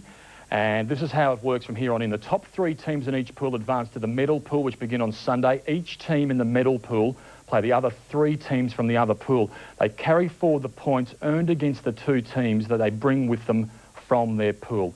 We're going to head to the Hockey Centre, and your commentators for this Pool C match are Sharon Buchanan and Gordon Bray. So the 2 teams being introduced to this capacity crowd, 15,000, and there's a real southerly buster blowing over Sydney at the moment, but that is providing relief for the spectators who've enjoyed an enthralling match just prior to this one. It was a cutthroat affair, 2-2 between Netherlands and Germany, so the Germans go through to the medal pool round, or the Netherlands go through and the Germans bow out. And those 2 sides fought out the Champions Trophy in 2000 with the Netherlands getting the gold medal. So Australia lining up here against the Koreans on the left. These 2 sides have met in 2 Olympic finals in 1988. Australia winning by 2-0. Sharon Buchanan alongside me was a member of that gold medal winning team. Uta Konen and Renee Cohen are our 2 umpires. And these 2 sides also met in 1996 at Atlanta, and the Australians winning by 3-1. So the scenario for the Koreans is they have to win here to keep their medal pool hopes alive. They have to down the Hockeyroos, and even then their fate would depend on how Spain fares later tonight against Great Britain. Richard Charlesworth will settle for nothing less than a win. Sharon Buchanan, what are you expecting? Well, I'm expecting Australia to score a few goals today. That's my big prediction. They've played against 3 European teams in Argentina, Great Britain and Spain, who are all quite defensive. Korea will give Australia a little more room. They like to attack as well. They play a similar style to Australia. And I think Australia will really enjoy the change of pace. Yes, it's promising to be a free-flowing contest. Park Shin, the celebrated Korean coach. Women's hockey is making its 6th appearance at the Olympics here in Sydney. In 1989, Korea became one of only 3 teams to win the Champions Trophy, but this man knows that they have to win here. It's the coach of the Korean side, Park Shin, just gone out of view. Players to watch for Korea today would be the number 9, Mi Kyung-sing, and number 8, Mi Hyung Kim, 2 of their high strikers, very skillful players that play with a lot of flair. And of course for Australia, well, I believe there's a team full of them, but I thought Renita Garrard played particularly well for Australia in their game against Argentina. Jenny Morris hit her first penalty corner of the tournament, which was encouraging for Australia. And of course the number 10, Kate Starr, very experienced player who scored an absolutely blinder of a reverse stick goal in the match against Argentina as well. So Sydney-siders have embraced these Olympic Games, but here at the Hockey Centre they've really also embraced all teams. They've been a very sporting and knowledgeable crowd, and Korea will be running from our rights. Myung Ok Kim is the captain, getting the first touch of the game. This is Garrard, Morris and Haslam, who came off the bench in Australia's last win over Argentina. And Lisa Powell getting a little, or Trini Powell getting a little knock on the mouth from defender Kim. This is Mitchell Taverner, who scored a spectacular deflection from a penalty corner against the Argentinians. And Alison Annan here, number 4, captain for the day. These 2 sides have played 43 times, and Australia have won on 32 occasions, so they have a psychological advantage. Just wide, Mitchell Taverner couldn't get her stick on it. Trini Powell didn't get full purchase, and almost a grand start. The first opportunity of the match, a wonderfully flat pass by Alison Ann, and Katrina Powell just getting a one-handed shot on it, and Claire Mitchell Taverner trying for the diving deflection. So Soo-Jung Kim and the Koreans then back in possession here, but certainly some anxious moments for them in the opening minute of play. These two teams have had some wonderful tussles. We talked about the gold medal game in 1988. In the round match, they also had a 5-all draw, which was a superb game to watch. And play in, I'd imagine. So this is Eun Jin Kim, number 7, working with Lee. Kim being pressed by Powell, and the free hit for the patient Koreans. They haven't had a happy tournament so far, but that can all change with a big win, and it would be a big win over the Hockeyroos. Australian side really have a psychological advantage over Korea. They always enjoy playing against Korea, as I said, because they play a similar attacking style of play. They look forward to it, and they know that Korea are capable of scoring very quickly, but the games are always fast and open and always fun to play in. And there's all sorts of dress-up costumes here today from the crowd. We'll no doubt sample that during this live telecast. This is Lisa Carruthers for Australia and Nikki Hudson. Hudson really made an impact in the closing stages, that last 15 minutes, and a raised ball. There's been a lot of raised balls in this match. Some problems handling the surface, but I believe Australia's probably handled it as well as any of the other teams.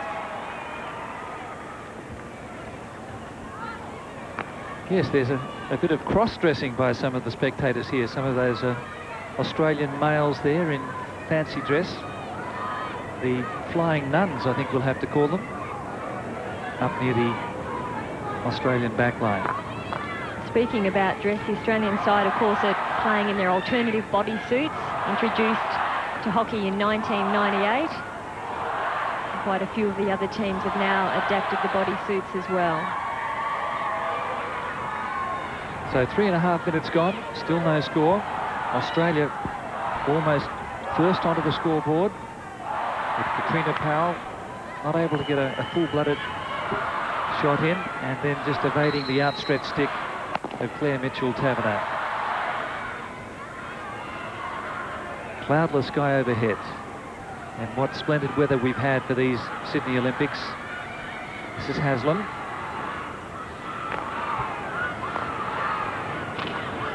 Coming in there was Kim, and some stick obstruction against the Australians.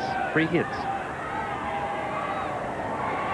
The Australian team under Rick Charlesworth have played 248 tests now for 193 victories. Here's Annan. The reverse pass to Powell was a sheer delight.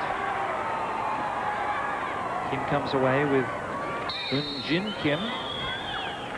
That drop ball from Alison Ann, and often difficult to time with the player running behind, but it was most effective. Powell just not being able to finish with a good solid pass. Mitchell Taverner, Hudson!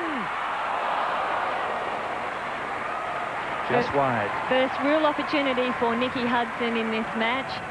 In good position, well threaded through the defence by Claire Mitchell Taverner. Had the vision and the composure to knock it across, and a quick early shot.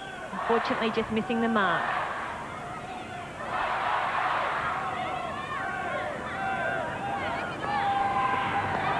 So the Koreans then, through their captain, Myung-Ok Kim, 27-year-old who plays for Korea Telecom. This is Nikki Hudson. She made her debut as a 17-year-old star. Free hit for Australia, top of the circle. Morris. Annan. Great save by the keeper. Going to be advanced 10 metres for knocking the ball away. Kate Starr almost scoring her second goal for the tournament, goal number 15 in her career, following on from that fantastic reverse stick goal she scored against Argentina. Kim and Lee here. Getting away from Annan. These Koreans are fleet of foot. Skills are good. They've had a changeover in personnel and a raised ball there into the circle. So some relief for the Australian team. The Hockeyroos unbeaten in this tournament. I was telling you about the Koreans. They lost 3-2 to Argentina, a 2-2 draw with Great Britain, and a scoreless draw against Spain. Hockeyroos have downed Argentina 3-1, Great Britain 2-1, and a 1-1 draw with the Spaniards. You can see the quickness with which Australia are trying to take their free hits. Mitchell Taverner. Garrard's in the centre. This is Carruthers. Hudson. Pressure's on. But Korea's defence, ice cool. Australia again mounts the pressure here. Garrard. The crowd appreciating the fine skill of Nikki Hudson, the feature of her game, the speed and quickness of the stick work that she does. Alison Peake poised to come on. Annan looking for Mitchell Taverner. Powell! She got a second bite. 1-0 Australia. It was Alison Annan's deflection that set up the play, caught the Korean defence off guard.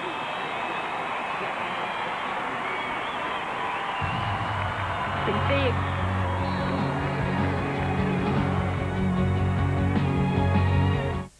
Hey guys. No, it was good, mate. It went very, very well. Yep. Oh no, I forgot to call my girlfriend on a Telstra mobile phone. Go on, Wade, give him the phone. The calls are free. Call Telstra Mobile Net now and choose free chat, and you can call other Telstra Mobile Net phones from 9 p.m. to 5 a.m. And every 15-minute call will be free every night. This is costing me money. It's not, mate. It's free. Not the phone. That. Δεν ξέρω, μπορεί 12 η ώρα. Τώρα με αποφύγει να οδηγάει ο άλλος. You're never going to want to let me go. The first time we couldn't get enough of the sensational Julia Roberts and Richard Gere. Close your mouth, dear. Now see more with brand new scenes from the director's very own cut. Join Chicago hosts Hector Elizondo and Jason Alexander. And see more of the movie with the best feel-good experience of all. Slippery little suckers. The network premiere, Pretty Woman, the director's cut, coming soon to 7. Pretty Woman.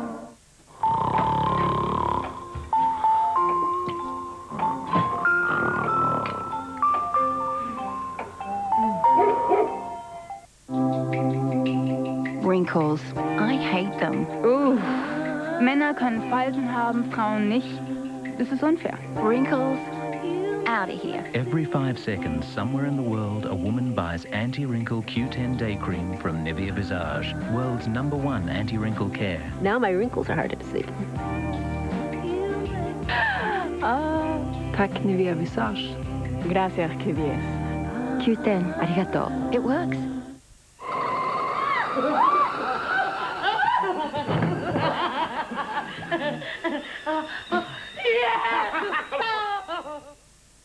The Olympic Games are full of magical moments. And here's your chance to win such a moment and be at the closing ceremony. Choose your favorite magic moment, then call this number for the chance to win. The women's softball team. The men's coxless fours. What a finish! Or Justin Kane. Here we go with a backflip. Call now for your chance to be at the closing ceremony.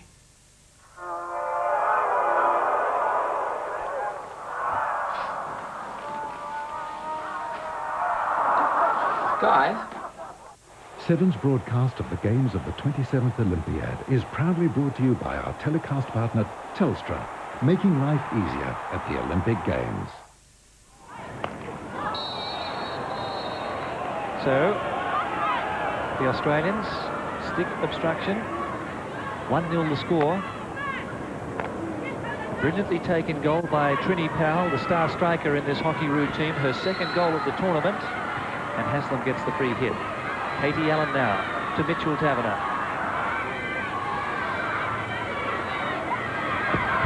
Juliet Haslam. She's beaten 2 defenders. Mitchell Taverner. Annan's on the left. And the green card coming up here for Seong Kwon Kim. Just waving at the umpire. That's not going to help. It's only a warning, and she's saying that she actually made that tackle with a stick, and I quite agree with her. There's no body contact at all. In fact, it's a very good tackle. Harshly treated. Juliet Haslam. Peruses, and a free hit for Mitchell Taverner.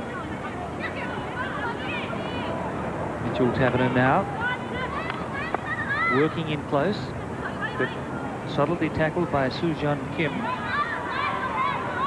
So Korea sending everyone back in defence that time. And it's Australia leading by 1-0.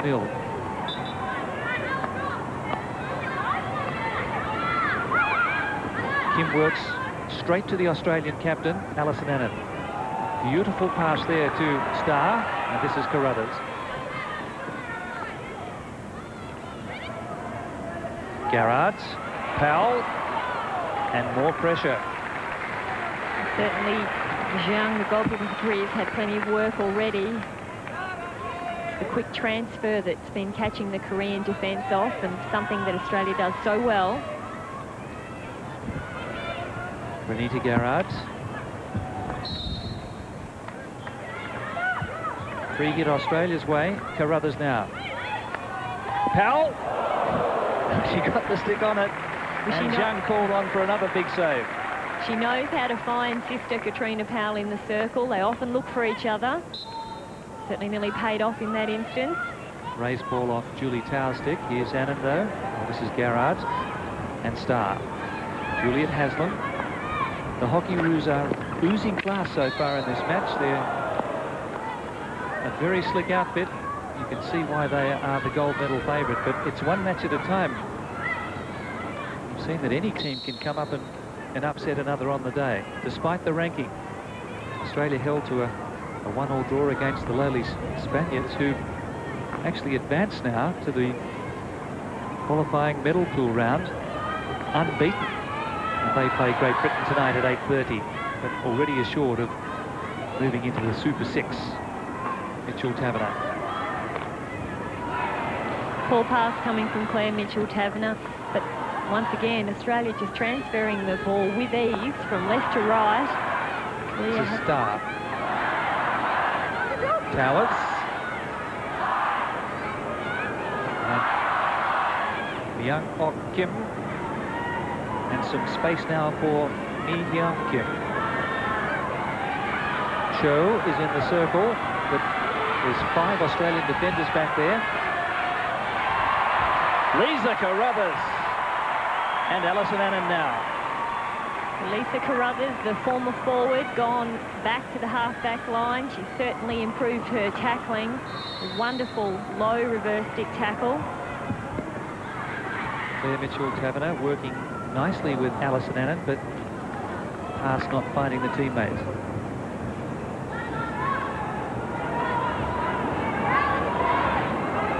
The Australian team are so good in a confined space. They do a lot of work of practicing in a small game situation at training. Garrards. She was looking for Towers. And Korea again out of the danger zone. This is Kim. Cho. Well, the hit wasn't well directed, and back to the 16-yard line. Kate Starr and Juliet Haslam. This Australian side, very fit outfit. They do a lot of work on both the sprint power side of the training and also the aerobic side. Julie Towers still going. Annan's here. And Kim takes it away. Kim with the blue headband. The sideline. push in here for Juliet Haslam. When the game's played at this sort of pace, you need to be fit. Also include yoga sessions in their training to keep their flexibility up.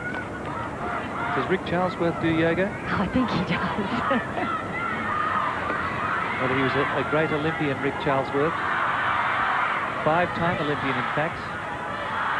Though the 1980 team was part of the Australian boycott. Nikki Hudson. I think Richard does yoga more for the mind than the body, though. Here's Anna. He might complain about that comment.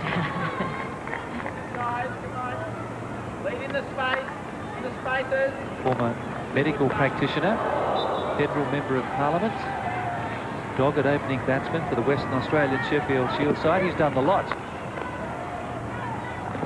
And he's got plenty of support as well in Frank Murray, former Australian men's coach from 89 to 96, and Robert Haig, former silver medalist as well at the Olympic Games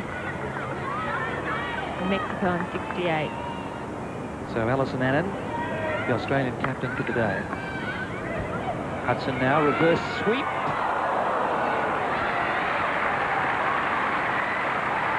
Hudson, one of the best executioners at that particular shot, the turn, getting the ball on the edge of the stick. It's a difficult one to control, but she did get plenty of power on it. So this is Kim. The Koreans are a very effervescent side. Love to get that quick breakout. Kate Starr kept her eye on the ball. Annan now. Tackle from Lee. And a nice interception by Kim. Annan with all the skills. Mitchell Taberner on that far side. Now her sister is a Hollywood movie star, Poppy Montgomery.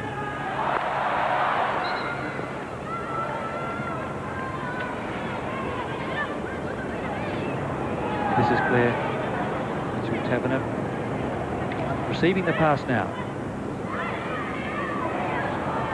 Nice work by Myung Hung Kim.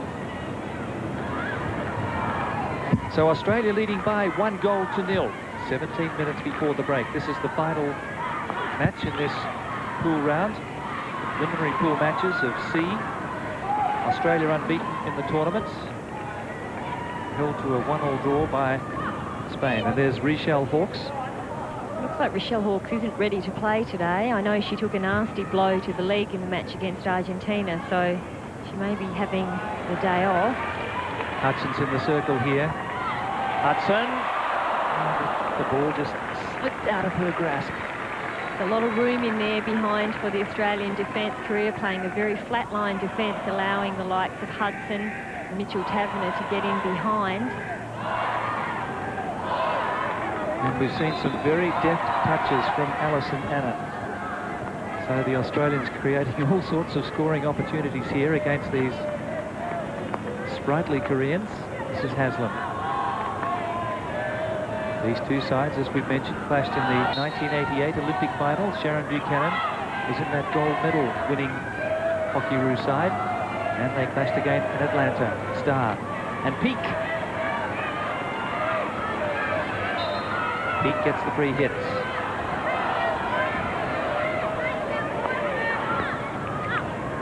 Alison Annan. Mitchell Taberner almost got a stick on it. Kim coming away. This is Myung Kim. 45th international for her. Carruthers. Hudson in space again. Towers is in the circle. Nice tackle by O.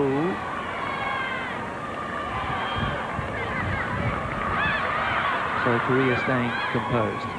Remember, they have to win this match to keep their Super 6 hopes alive. And can they get an equaliser here? Free hit was awarded outside the circle.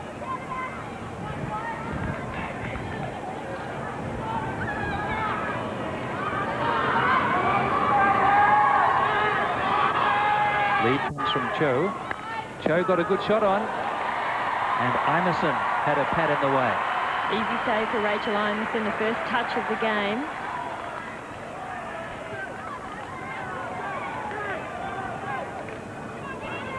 So Korea in Australia's zone now. Trailing by 1-0. Little poke tackle from Lisa Carruthers. Peak presses here. It's Lee for Korea. Intercepted by Hudson.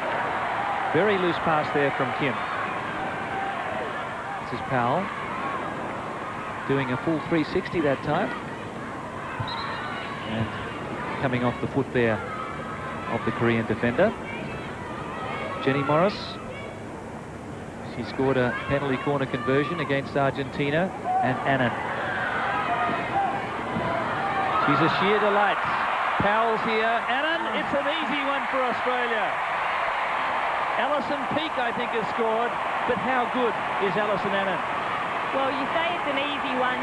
Alison Annan makes it look easy. What she did was not an easy piece of work. Lovely reverse stick through the legs, and that touch is something quite special. She took her time, looked up, knew exactly where she wanted to go, and Alison Peake was always going to have that, never going to let that one for Claire Mitchell-Taverner. This one's mine. Give it to both of them.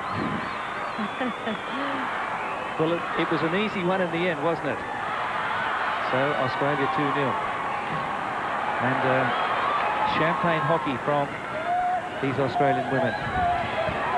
Shell-shock Koreans, 13 minutes before the break. Penalty corner, so a chance to pull one back here. But it's been a very classy performance by the Australian team. The thing about Korea, you can be sure that they will continue to attack despite the fact that they're 2 goals down, and whether that be a smart move or not, it certainly does provide for good hockey. They are prepared to have a go. This is Oh, almost deflected off the stick of Jun Kim.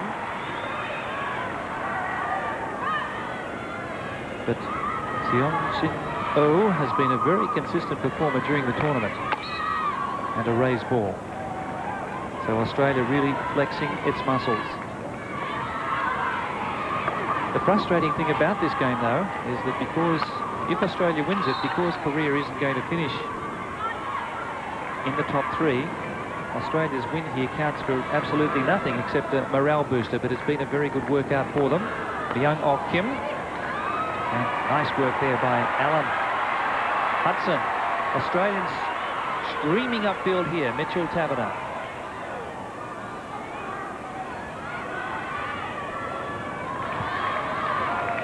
It's 2-0 for the Hockeyroos. It's been entertaining. And it's been fast, as predicted by Sharon Buchanan. Carruthers.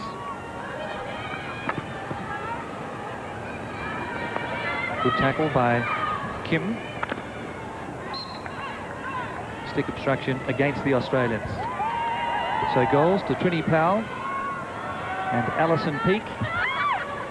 And what an effort by Alison Peake. She played in Barcelona. She missed the Atlanta team in 1996, but she's fought her way back again. She had a purple patch of form in 98-99. Just a very competitive and wholehearted player, Alison Peake, a workaholic. There's 4 players in this side that, of course, missed Atlanta. Includes Katie Allen, Peake, Claire Mitchell-Taverner and Nikki Hudson, and it's a test of their character that they've been able to come back from such great disappointment to make this team. And I guess in many ways it makes them more determined and more enthusiastic about their performance, and of course the opportunity to win a gold medal is something that they'll be working very hard towards. Well, it went from Starr to Mitchell-Taverner with a fabulous reaction to Hudson, and now it's Renita Garrard. Jin Kim got a stick in the way with the tackle. Jenny Morris.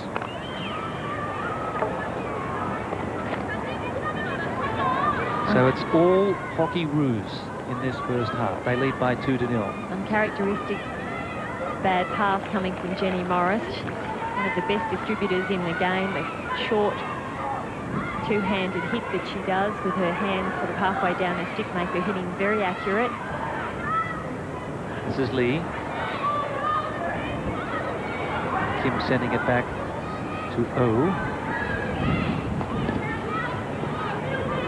But the Australians seem to be all over the field. Very little time and space for the Koreans. They've created something here for Kim. And that's Ko Woo-oh.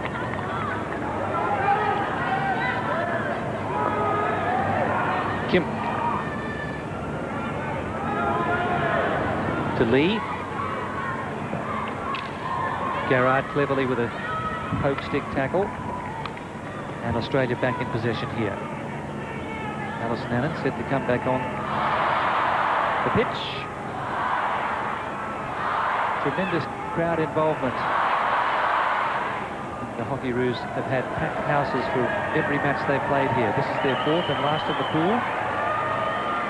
And that's Kate Starr, who scored a fabulous goal against the Argentinians. Alison Peake.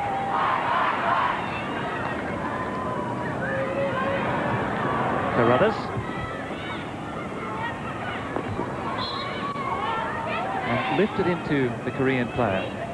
We said how much room Australia would have against Korea, and it's been pretty evident so far. They've been able to move the ball at will across the field. And they've had definitely the majority of the possession to date. So Park Shin appearing a little rueful at the moment. He knows he's up against a champion team. And they really have produced some scintillating hockey in this first half. Julie Towers working with Morris and Peake. Haslam on the overlap here. Great determination from Seong Hong Kim. Morris again. Annan. You can never underestimate Alison Annan. She has it on a piece of string. So Australia now stalking for their third goal in this first half. But Morris missing everyone. She's just looking for the hit on the left foot of the Korean defender for a leading striker, but there was no movement from the players up front.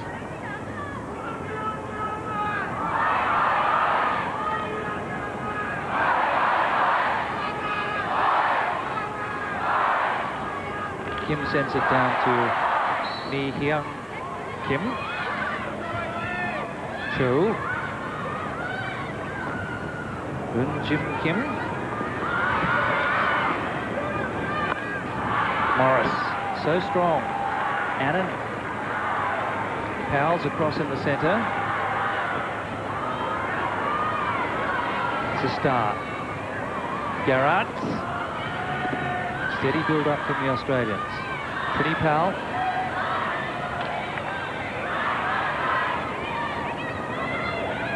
Koreans hold firm. Sun Hwa Lee.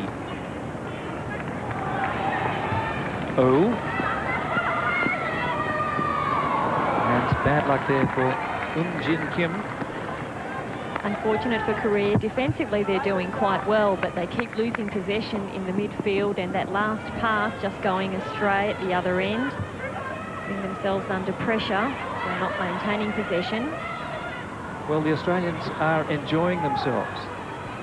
They found the net twice in this first half, and Alison Annan has relished the captaincy duties here today. She has led from the front in every sense. She's had a big hand in both Australian goals. You don't see much better than her lead-up for Alison Peake. That was the second goal for the Hockeyroos. Seong Hong Kim. Cho's in the circle. This is Kim. Penalty corner for Korea. Well worked by Korea. The movement was a bit quicker, moved it straight across the field and eventually forced it onto the leg of Katie Allen. Went down on all fours, which is not the most advisable thing when you're in the penalty circle area.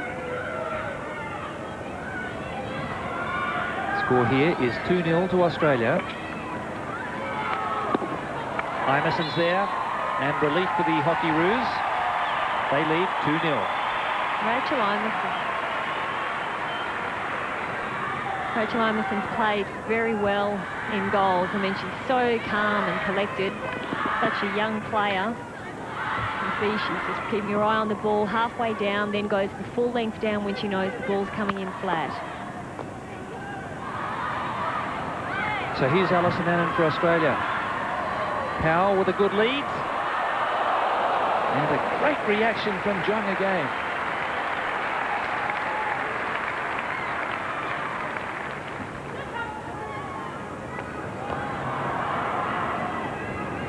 So the Koreans now through Soo Young Kim. Bang's now on the pitch as well, coming off the bench. This is Bang, number 10, good control. Haslam, 31-year-old from the Adelaide Bank Suns.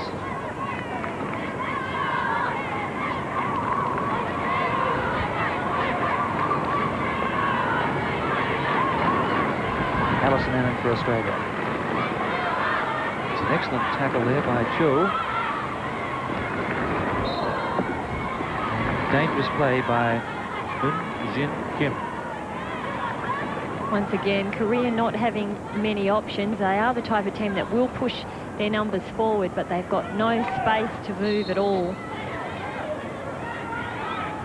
Cho. This is Bang.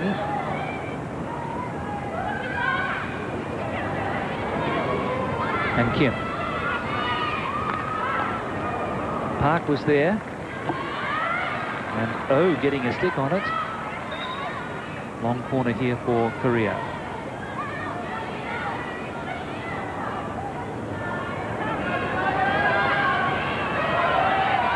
Claire Mitchell-Taverner.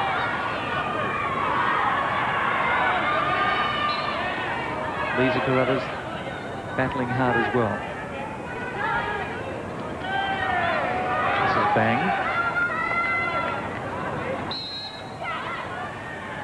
So Australia preserving their 2-0 lead. Brittany Powell and Alison Peake finding the net in that first half, and we have just over 2 minutes before the break.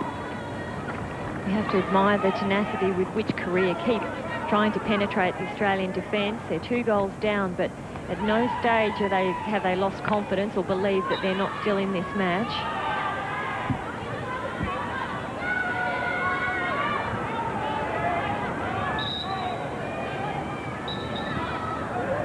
This is Cho just having to take it from the correct spot. Well picked up by Jenny Morris. She was nice and low to the ground. She'd strangled the stick and she was ever watchful. So Oh setting things up here for Koreans. This is Bang. Mitchell-Taverner. Nice run from Claire Mitchell-Taverner. This is Peake. Lee retrieves the situation. Oh, and Park. Park coming off the subs bench. Michelle Hawkes not playing here today.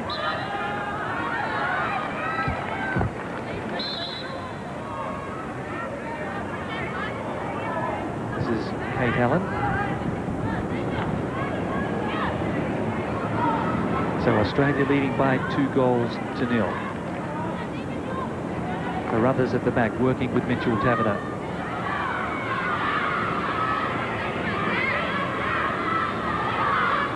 Lisa Carruthers and Peake.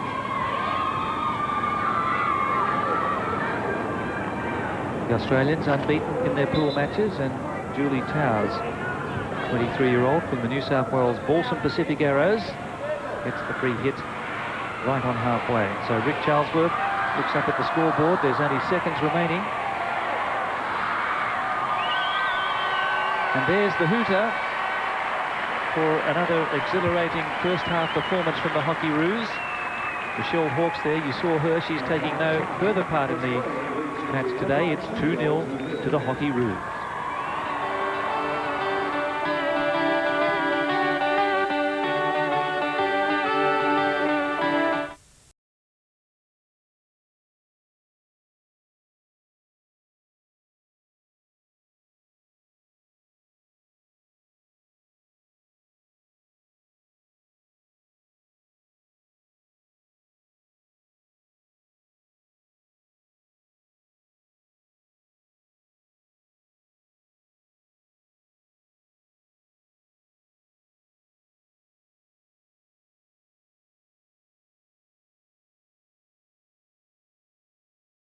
Love the thought.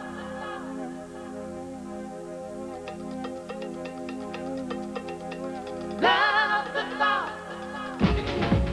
And I love the thought of coming home to you. Even if I know we can make it. Yes, I love the thought of giving hope to you. Just a little ray of light shining through. I love the thought of coming. The President's plane, Air Force One, has been hijacked. The US President and his family are taken hostage. How the hell did this happen? How the hell did they get Air Force One? The terms: release a madman or die. I will execute the hostage every half an hour. Tell our fighters to back off. No! The President is up there with a gun to his head. Harrison Ford. I'm the President of the United States. Glenn Close. We need more time. Gary Oldman. We gotta get this plane on the ground.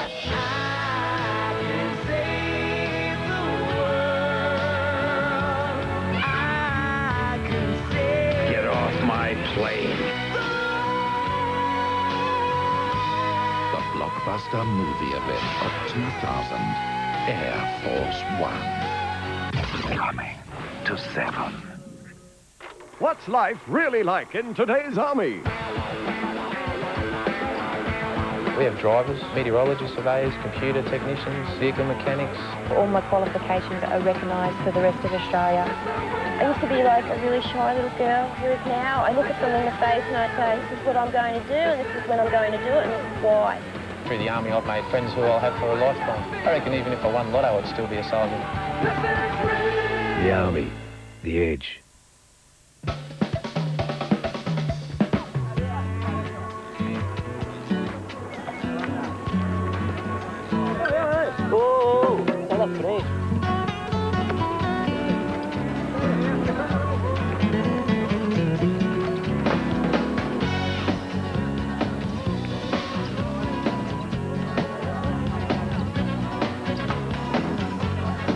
You can get away with anything in Rio. She took our breath away. Now, our Cassie is back in the Olympic Stadium. And when you hear the gun, you'll be left breathless again. Freeman kicks, holds it for the moment. Kathy's running well. Can Freeman lift? She is lifting.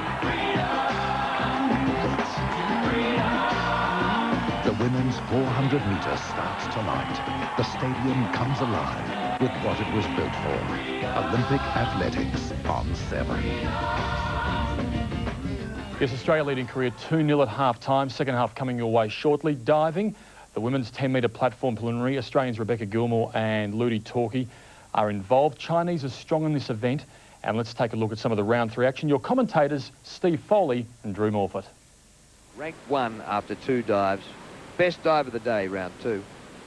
No doubt about that. And round 3, she's chosen the most difficult inward dive, the inward 3.5 somersault tuck. Let's see what she does. Oh, that is unbelievable. Did I say difficult? Well, she made that look like a walk in the park or a jump off a 3-story building. This is brilliant diving. Unbelievable double bounce on the 10-metre platform. The feet leave the platform, but pikes out at 5 metres and nails the entry. And a forward 3.5 somersault pike. She'll be looking for 70 or better. Oh, another excellent dive. The Chinese girls are just putting on a show at this stage. Li Na, who won the World Cup earlier this year with the beautiful forward 3.5 pike. Outstanding jump. Look at the flexibility. But what is so impressive is the tight form and control from the Chinese divers. And then, of course, the ripple entry. Well, it's the arm stand back double with half twist. It's got the 3.1 degree of difficulty. So a good one here from Gilmore would give her a score in the high 60s. Come on. Oh, it's a beauty too from Gilmore.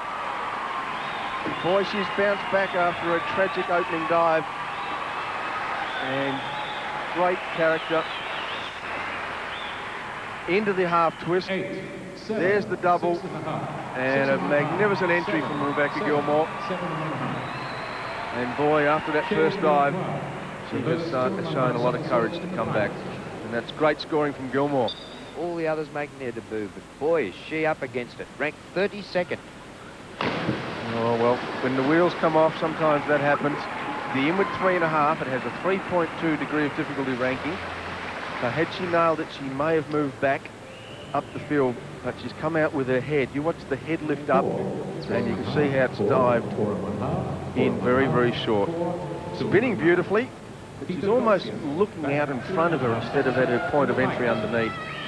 So a tragic mistake, and well, it's going to be hard going now. The two Chinese well in front, along with American Laura Wilkinson. The two Canadians, Anne Monmini and Emily Haymans, looking destined to move into Sunday morning semis. Aussie Rebecca Gilmore is 13th and Ludi Torquay 35th overall. Second half of the hockey is coming your way shortly.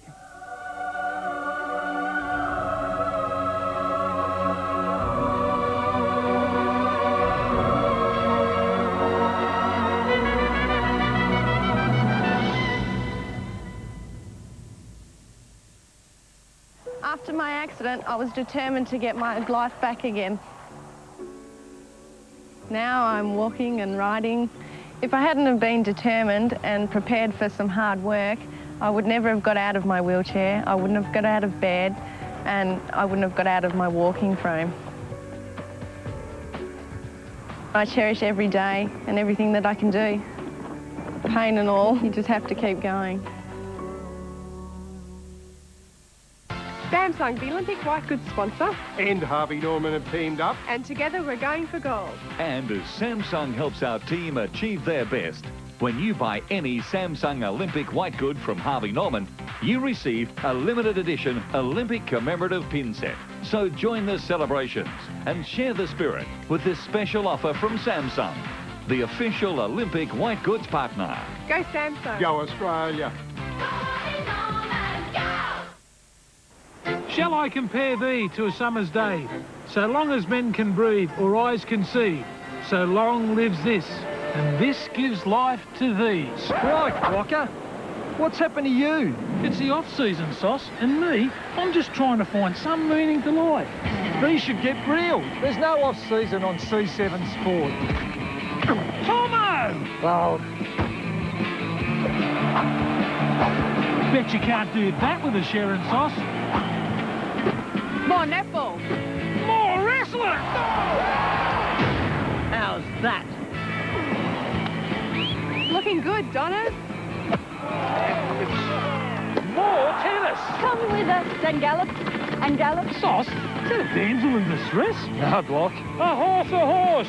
My kingdom for a horse! This summer, See more sports. C7 Sports. Hey, Sam, guess I won't be needing this no more.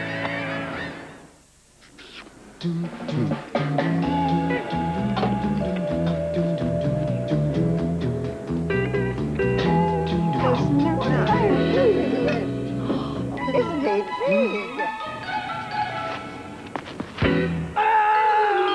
Special meal for you, Justin. Thank you. Another one. Oh, another.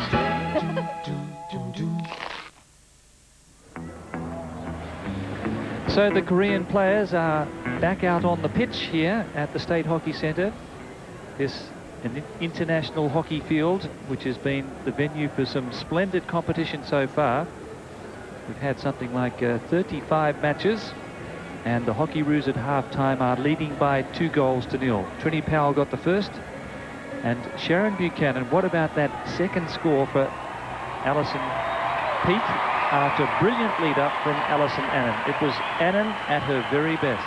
It was, and it looked as though it was such an easy thing to do, but she's running at full pace. She just waited. She timed the lift over the stick. She had a good look around and then made that magnificent pass for Peak to deflect in, and it really was quite a class act. I don't think Korea have adapted well at all to Australia's game. They haven't tried to slow Australia down in any way, and I think that's a little optimistic when you're playing a class side like Australia. Really had far too much room to move. Well, the crowd's in party mood, and Sharon, I know you produced an outstanding hockey skills video which is available in all retail outlets. But for young hockey players watching the telecast who want to get started, how do they do it? Well, get the video for a start. And all the girls are featured on it, and they show exactly how they do it, including Alison Annan. So Australia running from the right. That is Alison Annan now in possession, and Jenny Morris. Pretty pals there.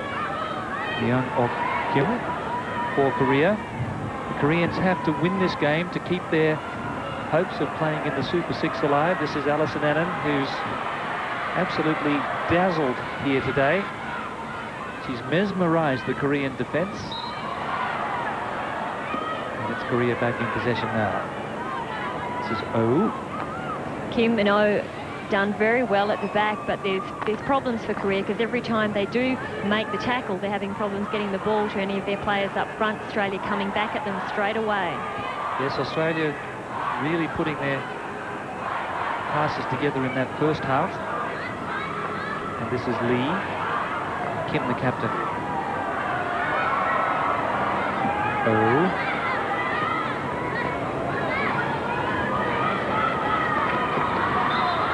Number 18 is Cho. Little deflection. Kim. And Kim, that's Un Jin, was flying on the far side, but there was too much pace on that reverse stick. Looked spectacular, but really was a difficult shot. And anywhere near the goal, and didn't put Clover Maitland under any pressure at all. So Claire Mitchell-Taverner now for Australia. Australia dominated the first half statistics with 10 shots on goal to 3, but they didn't have any penalty corners at all, and that's something that could be a bit of a concern, because really they need to try and work the corners, give them the opportunity even to practice a few. Now, such is the vagary of the system here.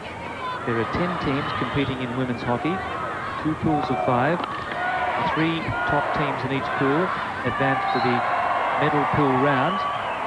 They cross over and play round robin, and then the 2 top sides after those matches meet for the gold medal.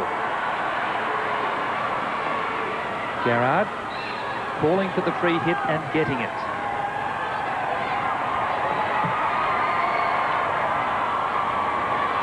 Here's Jenny Morris. Mitchell-Taverner shoved out of the way, but it came off her foot first. And then once again, Cho making the good interception at the back, but just smashing the ball to nobody, and they're under pressure again. Jenny Morris. And hitting the defender O on the hand there as she got down very low. Penalty's been moved up 10 metres. Powell was there. She lifted the ball, the umpire plays advantage. Soo Jung Kim. Australia easily dispossessed though. They've really stolen a lot of possessions from Korea in this match. Mitchell-Taverner. And Korea to relieve here. Claire Mitchell-Taverner doing the dummy and the trademark drag inside left. Usually fairly effective. And there's another steal from Alison Annan, who in turn was dispossessed. Don't see that too often, but Alison comes away with the free hit. Mitchell-Taverner now. Hudson. Coming off the Korean foot. Umpire missed it. Good piece of play by Australia. Nikki Mott not trying for the reverse stick shot this time, but just dragging it back onto the foot, and it should have been a penalty corner. So Renita Garrard here for Australia, 28-year-old from the QAS Scorchers in Queensland.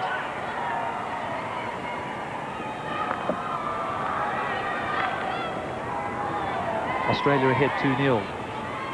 4 minutes elapsed in the second half. The Hockeyroos, the gold medal favourites, really showing their full repertoire in that first half.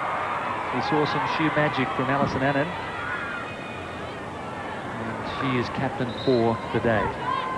Michelle Hawkes is not on the bench today. She took some heavy knocks in that victory over Argentina. So only the points you earn from the teams you played, the teams that finish in the top 3, only the points that you earn against those other 2 sides in your pool are carried through. So although Australia beat Great Britain, that 3-pointer doesn't carry through as part of their points total. So instead of taking 7 points through, the Hockeyroos will take only 4 through. Argentina, who had 2 wins in the group, will take no points through because their 2 wins were against sides who missed out on the Super 6. So it's an interesting system, and you've got to feel sorry for a side like Argentina, who have performed very well in the tournament, but will carry no points through into the next round. Once again, the pass going astray from Korea, just not being able to pinpoint their own players, and that comes from the relentless Australian pressure. Trini Powell. This is Garrard. And support coming from everywhere as this southerly buster still continues to buffet the hockey stadium. 3 hits for Jenny Morris here. And the ball was hit away there by the Koreans. Carruthers wasn't impressed. Once again, Carruthers looking for her sister, Trina Powell, the lateral lead out wide, a little bit misdirected. Sun Hua Lee.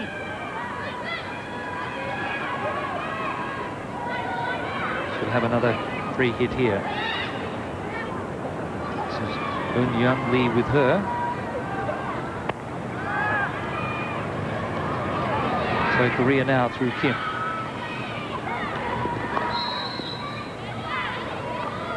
Koreans look very exciting when they come forward with the ball. The control that they show like that is absolutely marvellous, but sometimes they're not doing it with any purpose, and in that instance there we saw the hit just given away too easily. Well, the Koreans lost their match to Argentina by 3 goals to 2. They had a 2-2 draw with Great Britain. Kim now, and Park. Great chance for O. Australia hold on. Penalty corner though. Korea almost opening their account. They still have a chance here. Good advantage played by Cohen, the German umpire. Just let the ball play on. Gave Korea the opportunity to have the shot, and then blew the penalty corner for being off the foot earlier. Eun Park, one of the designated hitters here. It's going to be Park. And didn't Trini Powell read that well?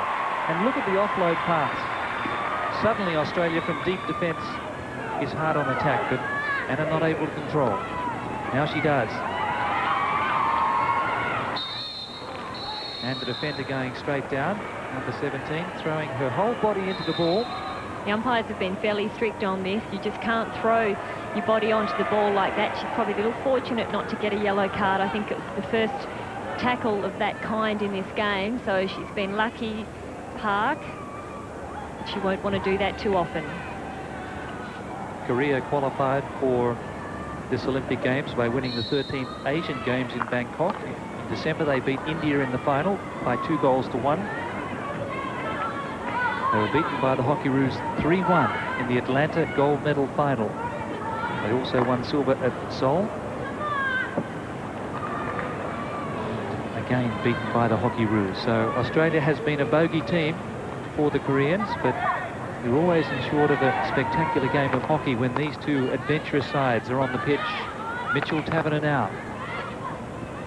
Julie Towers emerges, but the captain, Myung Ok Kim.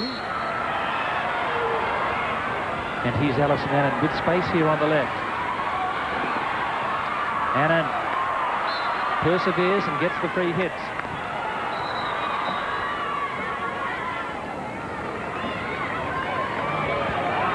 So Australia now threatening again. Annan. Towers is there. Long corner. Good scrambling defence coming from Korea.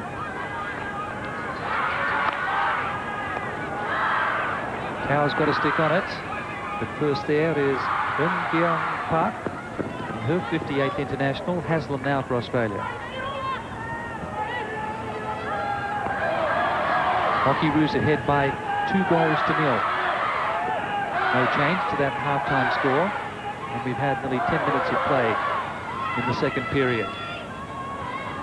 So Korea now with 5 players up. Big chance here for Kim. Kim and O inside, and Imerson shadowed her superbly there in goal. And pressure off for the Hockeyroos. They regroup superbly. They surely did. Good pressure coming from Clover Maitland, but that was an awfully messy situation. To get in behind like that, Kim did well leading in behind Katie Allen. So Clover Maitland on for the second half for Rachel Imerson. And that was certainly best chance for Coach Shin Park and his team. As though they were going to ram one home there. Australia pushing up because they've been pushing up for such a considerable amount of time. Here's Alison Annan now. 2-on-1.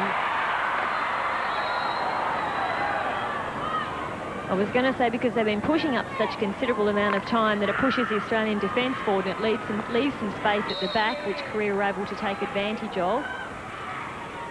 The irresistible Koreans. They are irrepressible at the moment. They're down 2-0, but they're really throwing it at the Australians. They know they have to win. It's all or nothing for them, really. A loss here rules them out of the Super 6, so they have to really go for it. It's very hard when you're 2 goals down. Even if they won this match against the Hockeyroos, they'd still have to wait for Spain's performance against Great Britain to see whether they would advance. But the odds certainly against the Koreans here at the moment. Hockeyroos preserving their 2-0 half-time lead. The other problem that the Korean team has, of course, is that they tend to clean out their side after every Olympic game. So this is quite a young, inexperienced team. They haven't got many players, well, they've got any players from the 88 team and none from 92. So there's a real lack of experience. Lisa Carruthers. Well, she certainly doesn't lack experience. This is her 3rd Olympics. Alison Annan, again with some wizardry.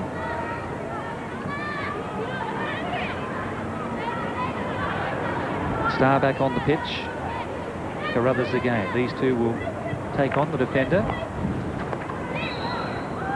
Some stick obstruction on Lisa Carruthers, and Australia pressing up here to the attacking zone. 23 minutes to go. Hudson. Penalty corner. That hit the foot there of the defender O. And Australia now. Well, we haven't seen too many opportunities from the penalty corner battery, Sharon, but Jenny Morris a chance now to flex her muscles. This will be the first penalty corner for Australia in this match, and coming from nothing, just poor defence really from O. She should have made that trap. Alison Annan and Nikki Hudson. So Morris is not on the field at the moment. Nikki Hudson, Mitchell Taverner there as well.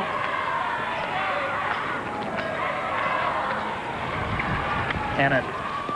It nearly went there for Garrard. That was a worked move. Garrard almost getting a stick on it for the deflection home. They've persisted with that alternative penalty corner on a number of occasions, and it's yet to work for the Australian side. Misdirected push from Annan going behind the legs of Claire Mitchell-Taverner.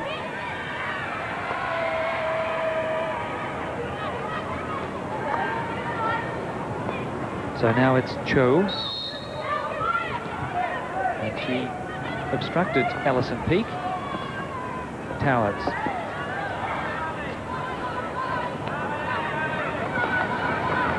Hudson. Good steal from her. And a second penalty corner for the Hockeyroos. So will we see a full-blooded shot here or another variation from them? Morris still not on the field. Clever play, though, from Nikki Hudson to force the corner, but they're coming just too easily for Australia. Korea need to be much more rugged in defence, to get lower with their tackles. So Alison Peake with the stick trap here. Starr. Annan again. Mitchell-Taverner tried to flick it up, and maybe it'll be third time proves it. And Myung Kim just getting in the body of the whale with Claire Mitchell-Taverner, giving her no opportunity to make the rebound. Penalty corner looked a little more dangerous with Alison Annan getting that sling up and off the ground, but will Nikki Hudson get a hit this time? Australia leading 2-0. Annan again. Full-blooded shot, and you've got to hand it to Jung, the goalkeeper, and even Shin Park, the coach, applauds that brilliant save again. Deflection from Garrard. And yes, the umpire realises she made a mistake. It was lifted by the Australian stick. Probably the one area where Australia is a little light on is on their penalty corner hitting battery, because without Jenny Morris on the field, they really don't have a second penalty corner hitter. They, of course, left out of this side Louise Dobson and Bianca Langham. Annan obstructed. Looks to play on quickly. Mitchell-Taverner there, so too Powell. Lee Powell almost getting her third goal in this tournament. She intercepts. This is Powell for Australia. Scored the winning goal in the Champions Trophy last year. She scored Australia's last goal in Atlanta in the Olympic final against this team, the Koreans. And Cho, or Oh now. Sprint was on there for Cho. She worked hard.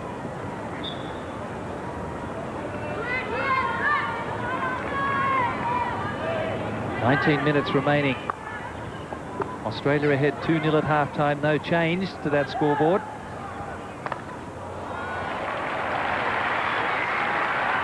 Determination from Lisa Carruthers. She's always at you.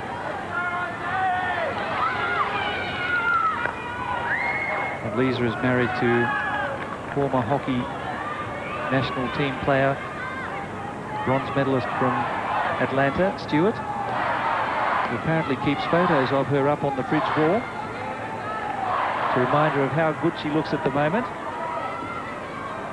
She's superbly conditioned as Annan poses a big threat. The power was across in the centre, but Alison gave herself every chance. She would have been disappointed with that. Annan did look up, saw Powell there, but the Korean defence was streaming back, so she chose to take the shot. Always a difficult angle. She gets her feet around the ball so well, but just not quite well enough. Rolled away from her a little.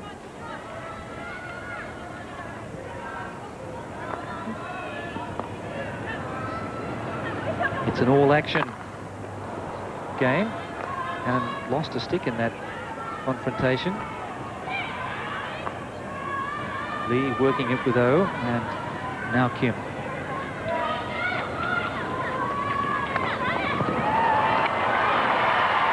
Juliet Haslam over halfway.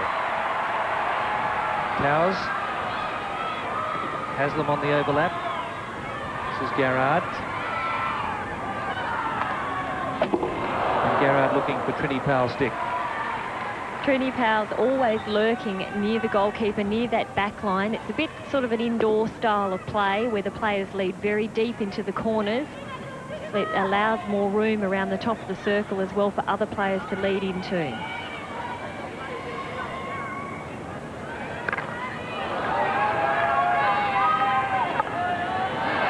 Benita Garrard with an excellent tackle.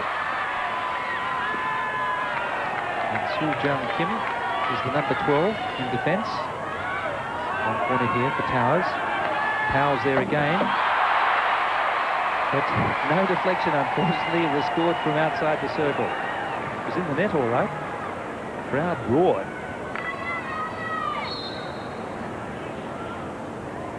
The thing that Australia did so well against Argentina in their 3-1 win recently was put so much pressure on the Argentina defence. They just pushed up, pressured them the whole game, and that's what they've done here with Korea, forcing them to make so many mistakes with their counter-attacks. So 16 minutes remaining in this match. Still no change to that half-time score of 2-0. Juliet Haslam, who's battled a kidney infection that hospitalised her this year. Now a chance for Kim. Carruthers again. She is certainly the epitome of dependability in that last line for Australia. Thu Woon Oh. She's a newcomer in the Korean side. Jenny Morris back on the pitch now for Alison Annan. This game's been played at a fairly frantic pace, and Australia are 2 players down at the moment. We haven't seen Angie Skirving take the field at all today, and of course Rochelle Hawkes we've seen on the bench. So without that couple of extra players, it might prove difficult for Australia towards the end of the match. Umpire Cowan late to react there after it hit the Korean's foot. Alison Peake, Jenny Morris. Well, Towers almost got a stick on it. And it's a long corner for Australia. So Morris making an immediate impact after her return. Haslam now. Towers. Another long corner.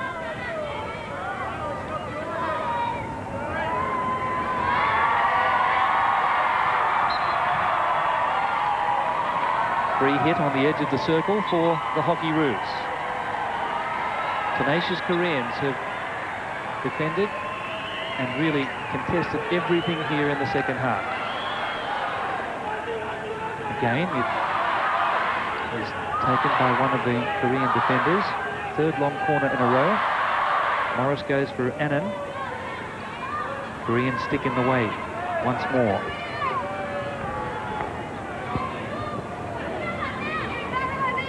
Kim battled well. Stick obstruction by the Australians. So the Koreans survive, but they have to score 3 goals if they want to advance to the medal pool round in this match. 3 goals looks an enormous task against the Hockeyroos, who appear to be in cruise control at the moment. This match has absolutely no bearing on points because if Australia beats the Koreans, the 3 points from this win are not carried forward because the Koreans aren't part of the Super 6. That's the format of the preliminary round. So Korea come away again. Things have been decided. We know the top 3 teams in the other pool. They are New Zealand, China and the Netherlands. Netherlands got there after a 2-2 draw with Germany.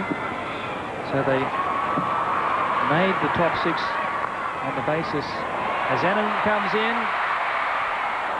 Yes, they made the top 6 on the basis that they scored more goals than the Germans. So a draw was good enough in that match between Germany and Netherlands for the Dutch to advance.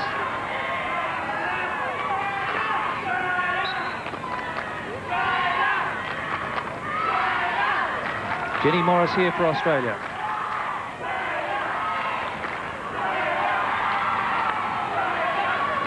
Star, the ball out over the back line and lifted off a Korean stick. So long corner.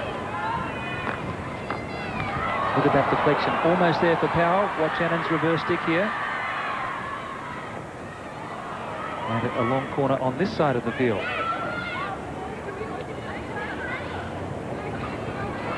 Anderson looks across. Mitchell Taverner with her here. And Morris.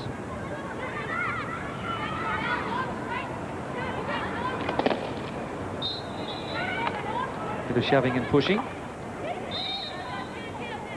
Defenders didn't retire the 5 metres. Morris just settles things down. Mitchell Taverner got a stick on it. Annan arrived, but Zhang there once again. After the initial Australian onslaught, the goalkeeper Zhang for Korea has played particularly well. She's repelled so many shots from Australia.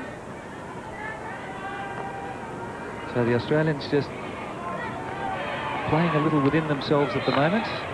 They had this game parcelled up, a 2-0 lead. Even if they conceded 2 goals, it would have no bearing on proceedings for either team because Korea has to win. They have to score 3 goals in the last 11 minutes.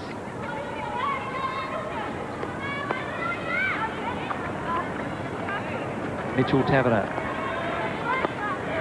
So saying her sister, Poppy Montgomery, is starring in a film being made in Australia at the moment called Marilyn, based on the life of Marilyn Monroe. This is Morris. And Mitchell Taverner again with Annan. Annan looking for Powell. Hudson's in the circle.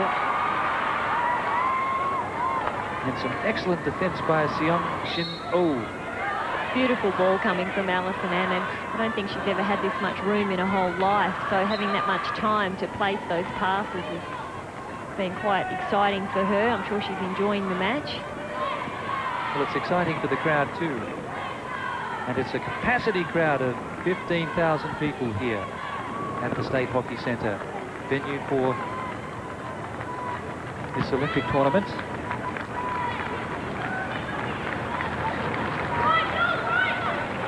Bo Ra Cho, supported by Shin. This is the captain, Kim Myung Ok. Alison Annan with another superb tackle. Powell. Those two work so well together. That's one lifted up dangerously by Trinny Powell. Not a lot of support there for Alison Annan. Players perhaps getting a little tired. The two less substitutions, it's pretty hard going. Jenny Morris has had a big impact on this game too, moving up into the centre defender role from sweeper, so she's able to get into the match a little more, have more control on the game. So the Australians press forward. This is Powell. And Australia on Sunday, once the medal pool round starts, will be facing either New Zealand, China or the Netherlands. They'll play those three sides once. Great tackle by Powell. Hudson is almost there. It's unfortunate. Nikki Hudson leading the opposite direction, but I can't tell you how many times I've seen Katrina Powell do those wonderful pick-offs from the defence. Very strong on a reverse stick. Starr came in for the tackle. The Australians have been doing that all day. Mitchell Taverner. Is that a shove? The umpire thought so. Morris for Australia. Peak. She's already scored one. Under 8 minutes remaining. Oh, oh. And there's a sloppy pass. So that's disappointing and inexperience from the teenager. Ko Woon Oh, just 19 years of age. Out of school last year.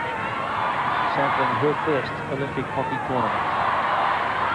Kate Starr. The experience of the Korean side, I think, is showing through. They really don't know how to adapt when things aren't quite going their way. And a long corner for Australia.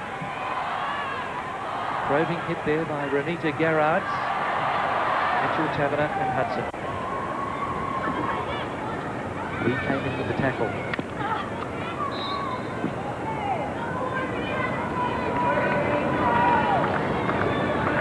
So just 15 years ago, the Koreans were dismissed as also rans of women's hockey, but it's changed dramatically since then. Olympic final berth in Seoul in 1988, and again in 96 in Atlanta, both times against the Hockey Roos. They were bridesmaids on each occasion. There's Morris now.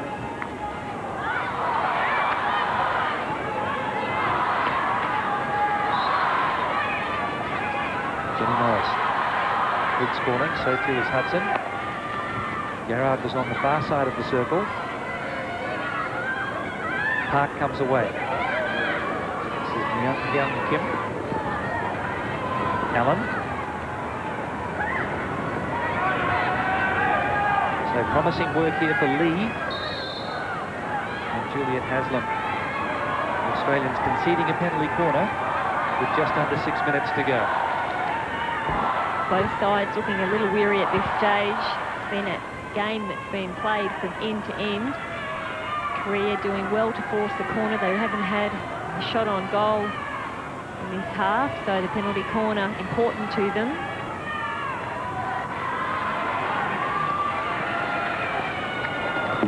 Well, it was an ambitious attempt. Certainly a variation with a difference, but just the timing was out. Mitchell Taverner. Kate Starr with brilliant one-handed stick work.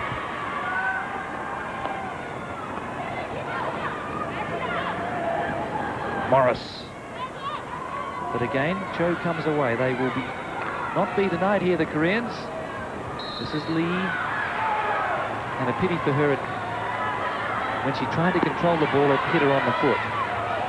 Garrard for Australia. So the Hockeyroos just content to preserve this 2-0 lead. 4.5 minutes remaining. And a lot of the intensity has gone out of the Hockeyroos performance. As we mentioned, 3 points from this game mean absolutely nothing as far as the next round is concerned, because the Koreans haven't made the Super 6. So they really just had to come out today and have a good morale-boosting win. And they've followed the script really to perfection. The match was all but safe in the first half when they led 2-0. But the Koreans are coming back gamely here. Been a good workout for the Australian defence in the second half. And they've maintained their focus and concentration. And there's under 4 minutes to go, but the Korean side is capable of scoring in a very short space of time. They play at such great pace. The Australians are fully aware of that. So it's important that they maintain their concentration right up until the end. They've done that all the way. Delightful tap there from Hudson. Sun-Hwa Lee. Cleverly allowing the ball to go between the legs there, Nikki Hudson.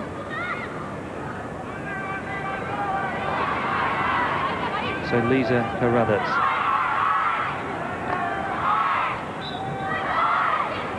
Coming off Cho's foot. 3 minutes to go.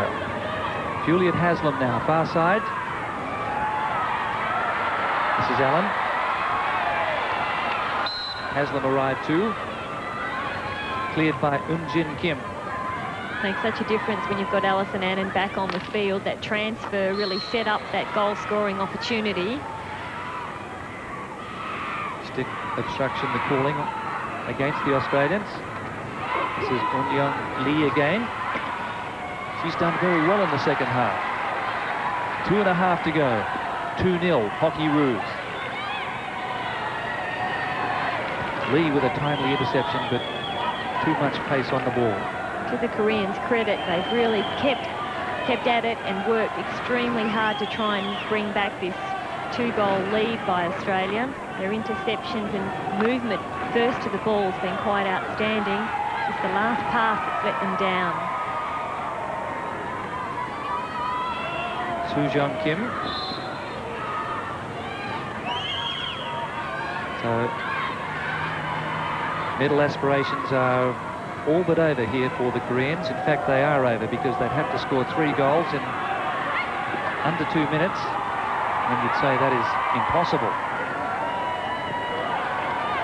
Garrard and Annan, nice interchange. And again, some twinkling footwork from Alison Annan there. Towers. And the Hockeyroos finish with a late goal to really apply the icing. Trini Powell, Alison Peake with the goal scorers in the first half. No change to that score. Once again, a tremendous transfer of play from Alison Annan. Nikki Hudson just not being able to make reverse stick track. So the Hockeyroos doing all the damage in that first half. And it's been a very professional display in the second. They've done just enough to preserve the situation. Very game Korean side. They've given it their best, and Some experience there from Clover Maitland. Experience and a very brave goalkeeper, letting that one run behind. Cho just lurking in behind Clover Maitland, lost sight of the ball.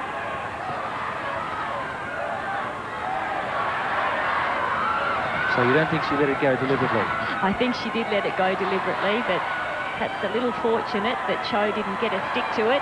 Here's Annan. Lisa Carruthers. Yes, we really do salute this Korean team. They have gone all the way. Countdown with seconds. Hudson now. Late chance. Nikki Hudson. That's the icing. Hockeyroos march on.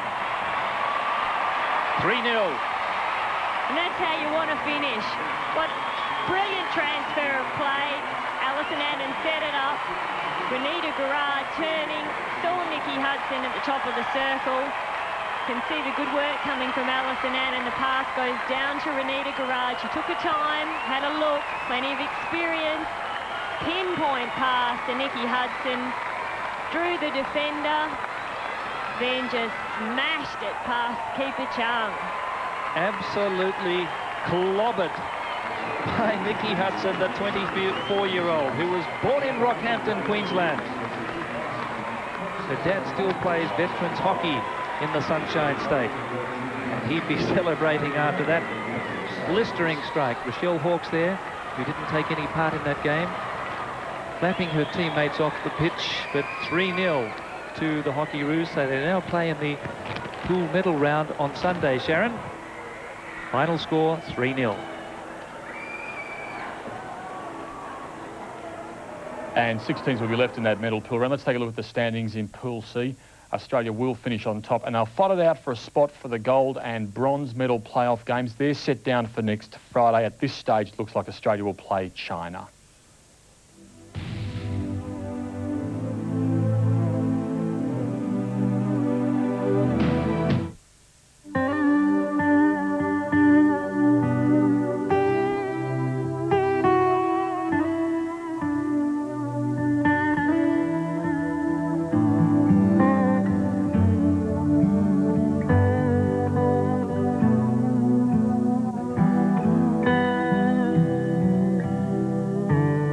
Introducing the limited edition Samsung Olympic Games phone. What better way to share the moment?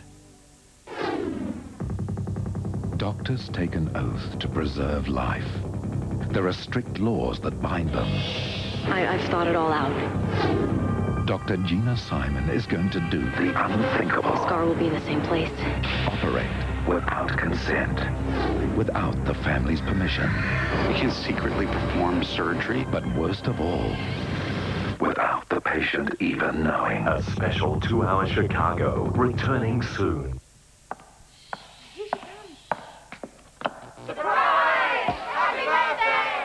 Diveroo's birthday sale is now on, with store-wide savings of up to 50% off the marked prices on selected items. It's sure to be a real surprise. Shall I compare thee to a summer's day? So long as men can breathe or eyes can see, so long lives this, and this gives life to thee. Strike, Walker! What's happened to you? It's the off-season, Sauce, and me, I'm just trying to find some meaning to life. These should get real. There's no off-season on C7 Sport. Tomo! Well... Bet you can't do that with a Sharon, Sauce. More netball. More wrestling! How's that? Looking good, Donna. More tennis! Come with us and gallop. And gallop. Sauce? Is that a damsel in distress? No, Block. A horse! My kingdom for a horse! This summer, see more sport. C7 Sport. Hey, Sam, guess I won't be needing this no more. Looking for an investment loan or home loan from as little as 6.65% per annum? Then call AMP Banking on 133030. Visit amp.com.au or contact your financial planner and start making the most of it.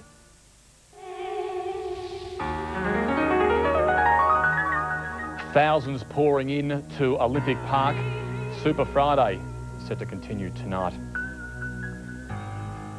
Women's weightlifting is making its debut here in Sydney, and this afternoon it was the 75 kilogram class. It came down to China's Mi Wan Ding. She already lifted a record in the snatch. This is her third attempt in the clean and jerk. Your commentators Dean Lucan and David Fordham. So it will be a new world record in the clean and jerk. It will be a new world record in the total, and she already has the world record at 135 kilograms in the snatch. So what an afternoon it's going to be for Ding Mei Wan. She's lighter in body weight from Agatha Robel of Poland. This is her third and final attempt. She will go into the history books in more ways than one. She'll be the world record holder and the potential Olympic champion. If she can lift this and set the new world mark, currently held at 162.5 by her rival Agatha Robel. Now the leg drive is good. She looks impressive.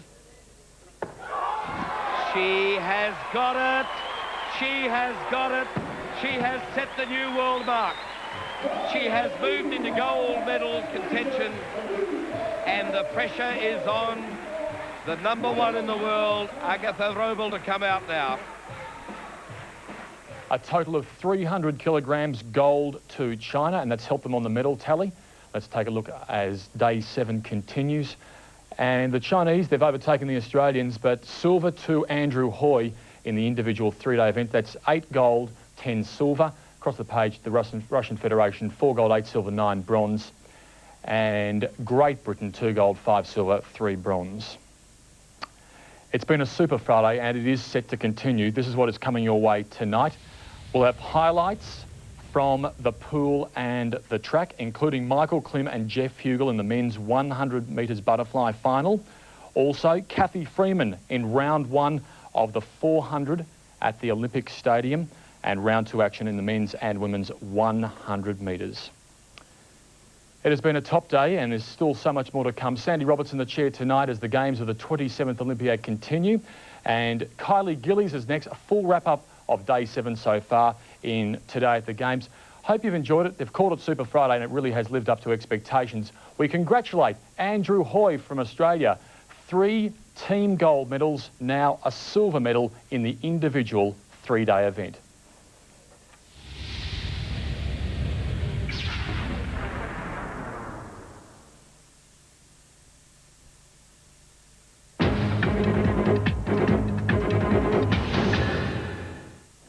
Good afternoon, David Johnston at Olympic Park. Making headlines today, equestrian Andrew Hoy backs up his team gold medal with silver in the 3-day individual event. 2 more Bulgarians stripped of their medals and disqualified after positive drug tests. A water polo triumph for Australia's women. Our team into the gold medal playoff after a thrilling victory over highly favoured Russia. Kew grandmother Marjorie Cullen celebrates her grandson Massimiliano Rossellino's gold medal for Italy in the 200 metres medley last night. The big squeeze at Melbourne Airport's car parks for the weekend departure, while Sydney Olympic Park sees the biggest crowd so far. The Mustang motor car makes a comeback, sporting a $100,000 price tag. 3 men survive a boat fire off Williamstown, and the Premier's Thank You barbecue for the Victoria Police gets the chop. All the news tonight at 6.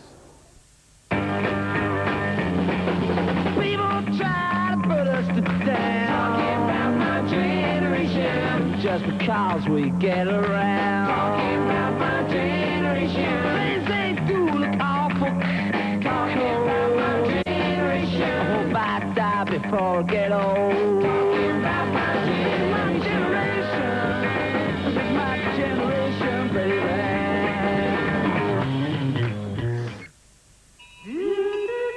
Stadium's in the Olympics! Hey! Stadium's in the Olympics! The 2 most famous things in parks would certainly be the Parkes Radio Telescope. The radio telescope. The radio telescope. And probably Stephen. I think everybody knows Stephen. Stephen Davies. of Parks. He plays hockey. One of the best hockey players in the world. And he'll be representing Australia at the year 2000 Olympic Games in Sydney. Stevens in the Olympics! I can remember when he was this high, the long hair. Great kid. Parks is more or less a small town. He's a local boy. Stevens in the Olympics! I'm very proud of where I come from. I love this hometown. I love the people here. There hasn't been anyone else that's achieved what Stevens managed to achieve. He is a local hero. Nice, Stephen. We're very proud of him. Stevens in the Olympics! Stevens made the Olympics!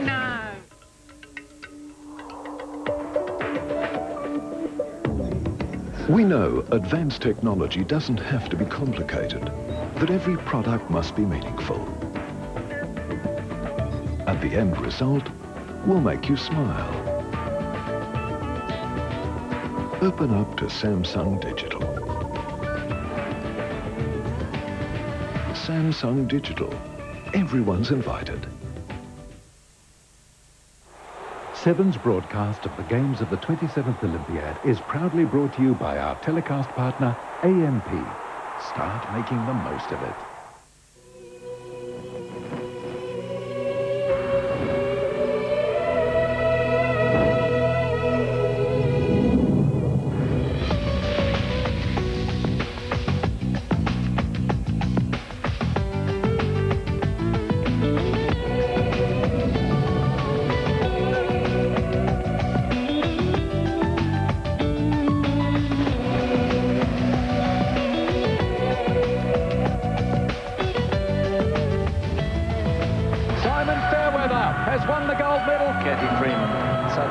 Statement. That's the gold medal for Australia. On top, down under, Susie O'Neill.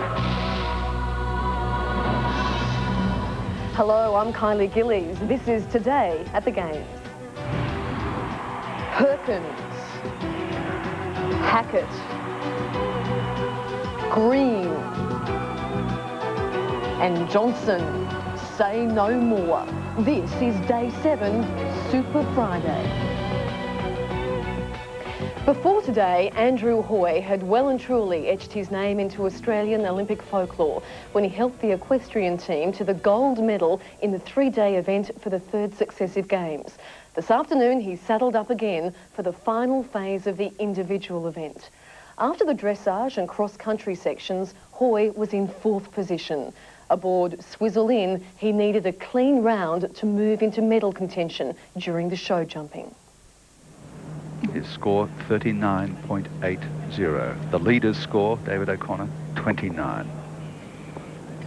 Andrew knows that if he can go clear, he puts pressure on the three above him and has almost inevitably won himself a medal if he can go clear.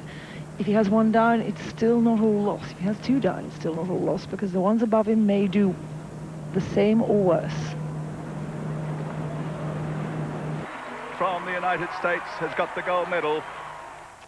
In the silver to add to Hoy's Olympic medal collection, David O'Connor hanging on for the gold while New Zealander Mark Todd clinched the bronze.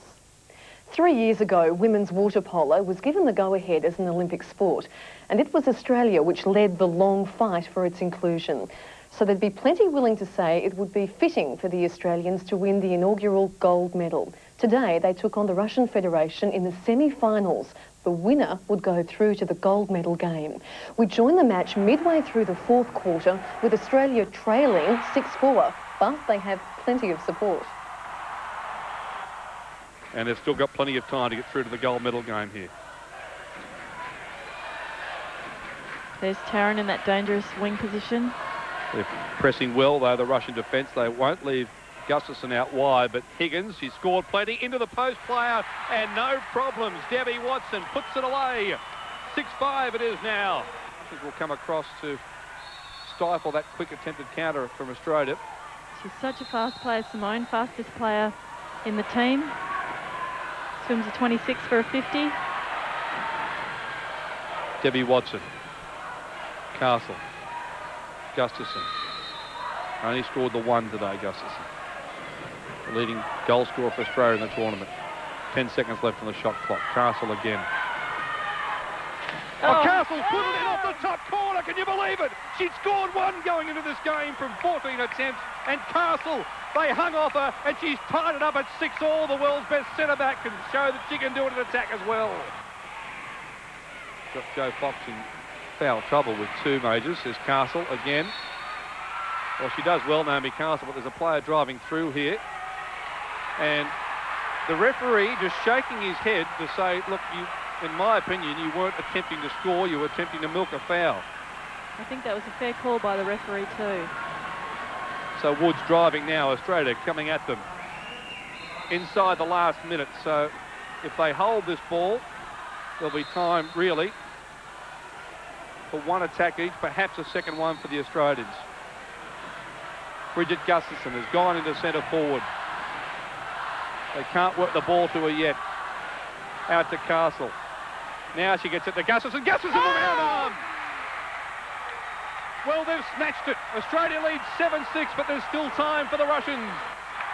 All they have to do now is hang on to it for 18 seconds, the Australians, and they're through to the gold medal game. They've come from behind today.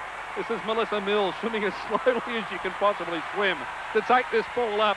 There's only 6 seconds left, 5 seconds. She'll work it away to Jo Fox. And it's all over. Australia are through to the gold medal game. 7-6.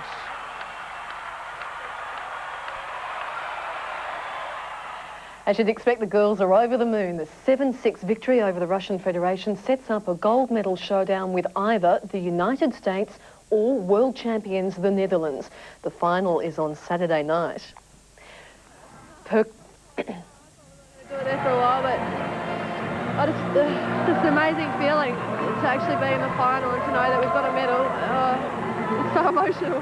How much did the crowd support help you? Oh, I mean, they've just been huge all week. They've been supporting us so well.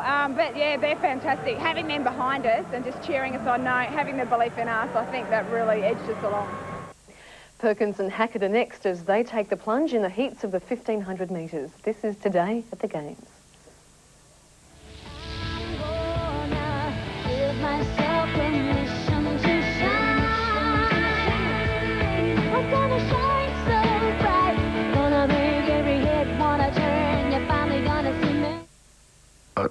I guess people like myself that have, been around for a while, there's skills that you develop and that you can pass on to customers. You get a lot of satisfaction out of that. At Repco, we know what it is, we know where it goes. You've married the man of your dreams. You're carrying his child. If you're happier, you know, stamp your feet.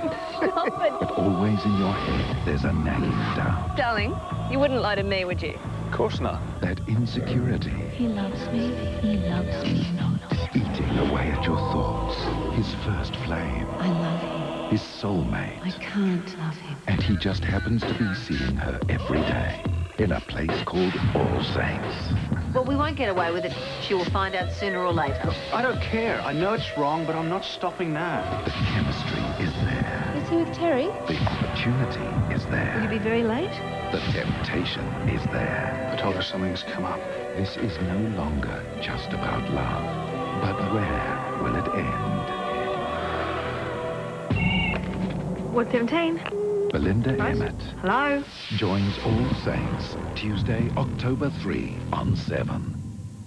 When I grow up, I'm going to be the principal ballerina for the Royal Ballet. I'm going to win the round-the-world solo yacht race. Children today grow up realising anything is possible. I want to win gold for Australia. When I grow up, I want to win the New York Marathon. An inspiration they've embraced from their Olympic heroes. Stand up and cheer, Australia. Be proud of every one of them. The Australian Olympic team, the inspiration of our nation. Welcome to Digital One, the leader in digital audio entertainment. Breaking news and sport, original radio serials, exciting new music. On your computer and mobile phone, Digital One. Listen to the hottest new talent on Radio Raw and experience Radio Rock, Radio Cool, Radio Reggae, Radio Groove, Radio Vegas, Radio BPM, Radio Havana. Unique compilation CDs in store and online. Digital One At Digital Revolution.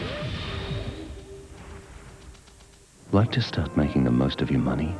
With AMP, you can choose between 14 investment funds with entry fees reduced to nil. Just call 133 888, contact your financial planner, or visit our website to start investing. Westpac Aussie Gold. We are off and rolling the Madison. It is a two-man team race, of course. You'll find every 20 laps the riders will go for the sprint points. And again, they're planning the change on the back straight. The race is beginning to explode here. Now into the straight with a great battle. And Scott McGorry has to hold the Belgium. They've got this worked out. You're looking at the new Olympic champions here. And there's the two-arm salute, a gold medal for Australia. Well, well, well, well, well. What a superb performance. Aussie Gold is proudly brought to you by Westpac, Australia's first bank. They said he'd never make it. It used to be an old advertising slogan, but never has it been more true than how we've felt about Kieran Perkins for the past 4 years. The 27-year-old is trying to win 3 back-to-back gold in the 1,500 metres. But first, he had to qualify.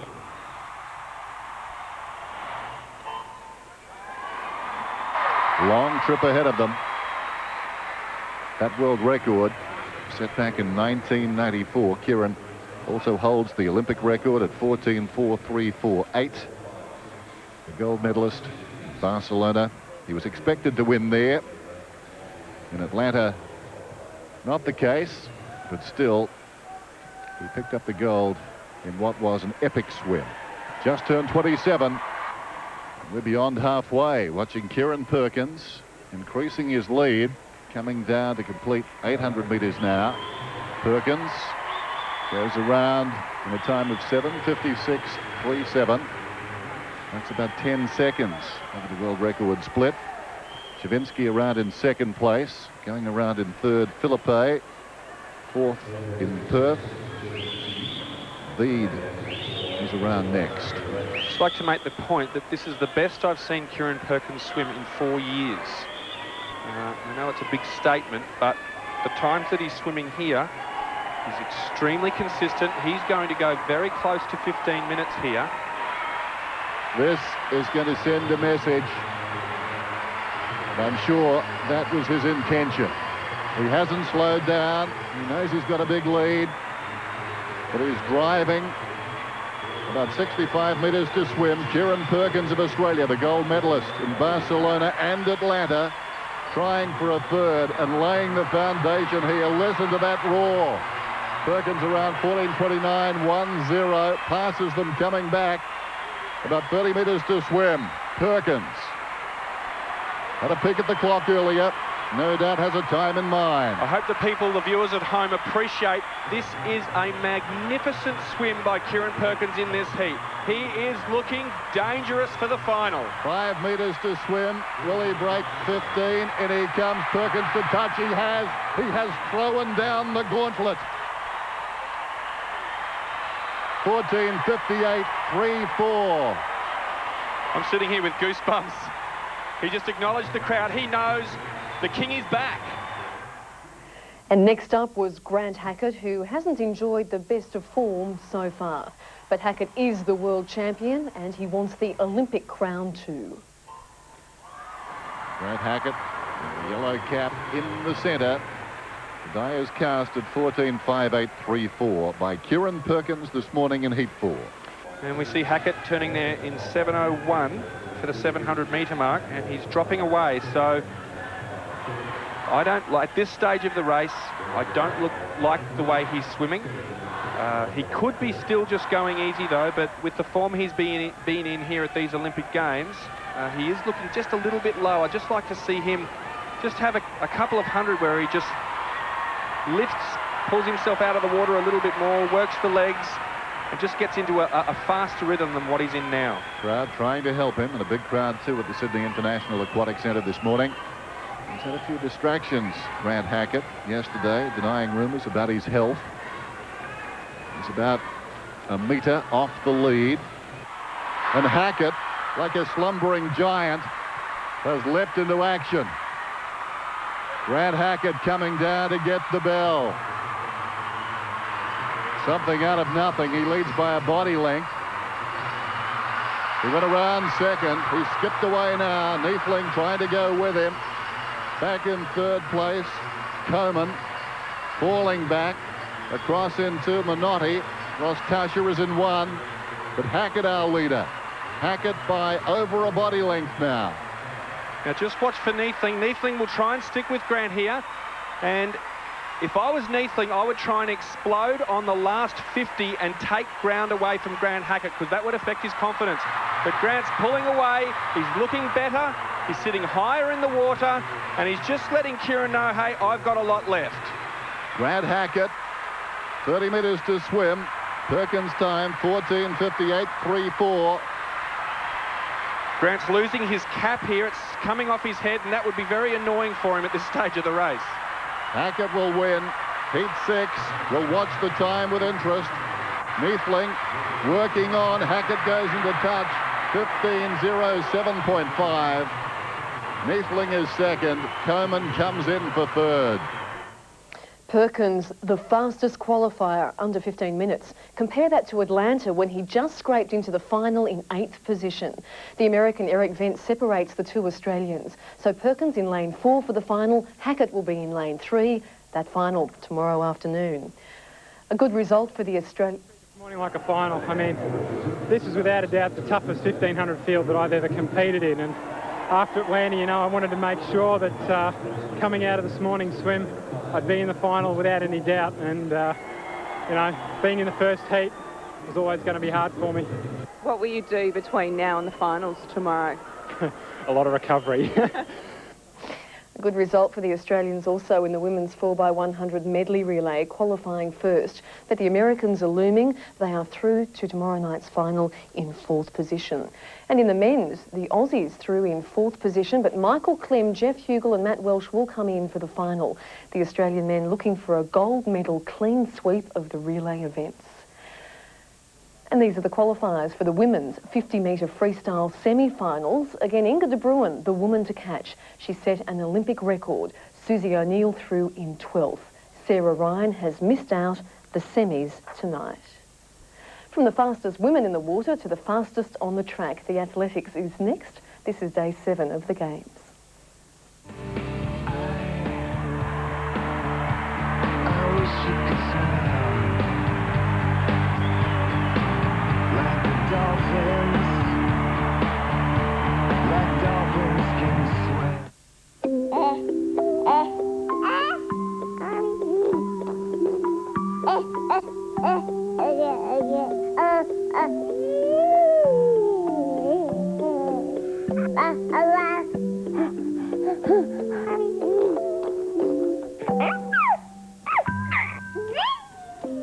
Bonds Cozy Cuffs.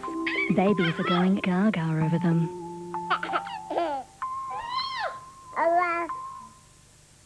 Now, whatever your business, get the power of Westpac Internet Banking working for you. Control your business banking 24 hours a day and save up to 80% on your transaction fees. Westpac Internet Banking gives you more functions than ever before. Register now. Visit our website today. Whatever your business, save up to 80% on your transaction fees. The Bank of Melbourne cuts the cost of banking. Rule number 1, only a big car can deliver real power. The all-new Pulsar is here. Big cars mean space. That's all there is to it. With more space, style and refinements than ever before. You can't get a decent car for under 20 grand. And it's just $19,390. The all-new Pulsar. As you can see, it breaks all the rules. But yet we laugh at ourselves, you know, and I think that that's what I like about being Australian, is that we don't take it to the point of being too serious. We actually can stop and go, oh, I'm a jerk, you know, you've got to have a laugh about it. And we make mistakes and we laugh about them. We have humour.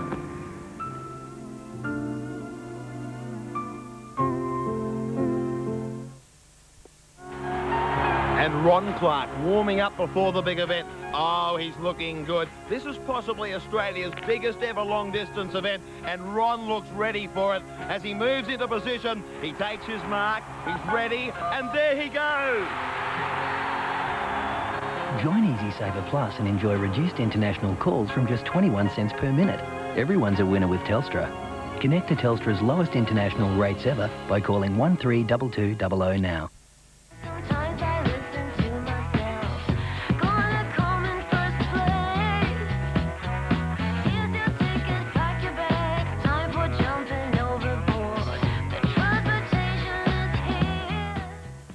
Perec isn't here, but 97,432 spectators at the Olympic Stadium didn't seem to care too much. It's the first session of the track and field. And what a thrill for Australia's Patrick Johnson. He lined up in the first heat of the men's 100 metres.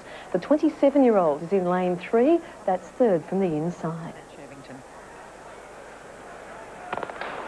So Johnson in lane number 3, that's on the right, got a reasonable start. Zakari very slowly away. Macrozanaris away pretty well with Jose. Johnson's having a good one. He's run a beauty and held off Zakari. He's straight through to the quarters. The fastest man on earth up next, Maurice Green from the USA. The world record holder can run 100 metres in 9.79 seconds. He's in lane 3. World record holder in lane number 3.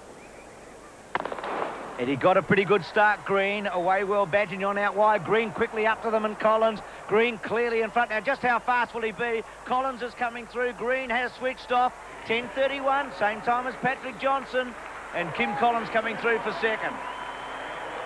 Showtime now, Raylene. He's Showtime. very happy with this. He's very happy with this. Look at me. Was I good? Was I good?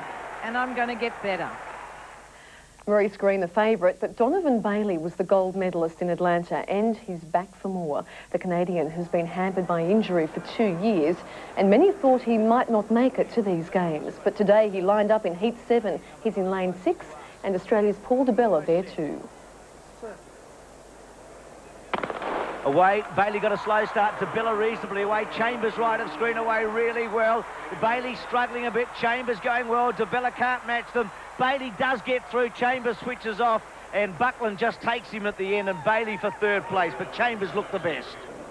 Atto Boldon up next. The brash Boldon from Trinidad won bronze 4 years ago. He's in lane 9, again closest to camera. Green, but arch rival.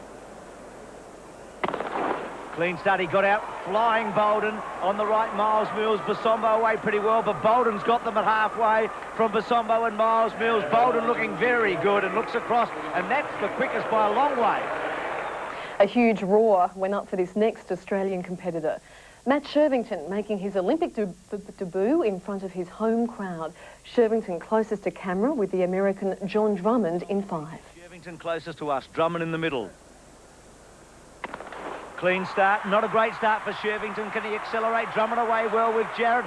Shervington starting to, but Drummond well clear. Matt's having a fairly good second half of the race. Drummond, Shervington and Jarrett, they qualify. What a start to the track and field and some very fast times. Boldon from Trinidad, the quickest, 10.04. Mo Green in 10th, and with him, the Aussie, Patrick Johnson in a smart 10.31. Matt Shervington safely through to the second round in 20th position. She was just 17 when she competed in Atlanta. Now Lauren Hewitt's all grown up. And this afternoon she lined up in the heats of the 100 metres. With an enormous crowd behind her and with a few barracking back home in country Victoria, Lauren went out in lane 8. Clean start, Onyali away well, Jai Singh away pretty well. Hewitt got away reasonably well with Kravchenko. Lauren's in a reasonable position to finish top 3. Kravchenko's the danger. She loses a bit of form and might have missed it, I think. Jai Singh are clearly in front of Onyali, Kravchenko, and Hewitt will be 4th. Next, the moment the world's been waiting for. US superstar Marion Jones. She's vowed to win 5 gold medals here. This is the first step to achieving that dream. She's in 5. Clean start, got away well, Jones, led Trendenkova clearly, and also Twarm alongside of her. Just how fast will she be, Jones? Clearly in front and away from them. Cute out wide, she pulls right up for 11.20. She's run on this track countless times, but it's never been quite like this. Melinda Gainsford-Taylor at home and competing in her 3rd Olympics. Melinda in lane 6, and on her inside in lane 3, the Jamaican legend Merlene Ottey. Got a pretty good start though. Ottey beat her out. Pendereva beat all of them out. Now Gainsford's got to accelerate outside of a Voronova. Ottey's coming through. Melinda's going to qualify. It's a strong run. Ottey looks good. In second place, Pendereva, and third, Gainsford. Not as quick. Interesting run, tight run. Melinda did very well. It's wonderful to see her go through to the next round. The Christy Gaines of the USA has gone through to the second round as the fastest qualifier. Marion Jones is 8th fastest. Melinda Gainsford-Taylor is in 15th and Lauren Hewitt is 23rd. Casey Vincent is just 21. He's from Melbourne, taking part in his first Olympics. He was an outstanding junior in the 400 metres and is looking to make the step up. Here, Vincent is in the first heat and he's in lane 5. World Juniors 2 years ago. He got a clean start, so Moncur, Yamamura, Golovastov, Santa, Vincent, Clerville, Keynes of Great Britain, 2 from the outside's gone out really hard. He's moved up alongside Riskovich.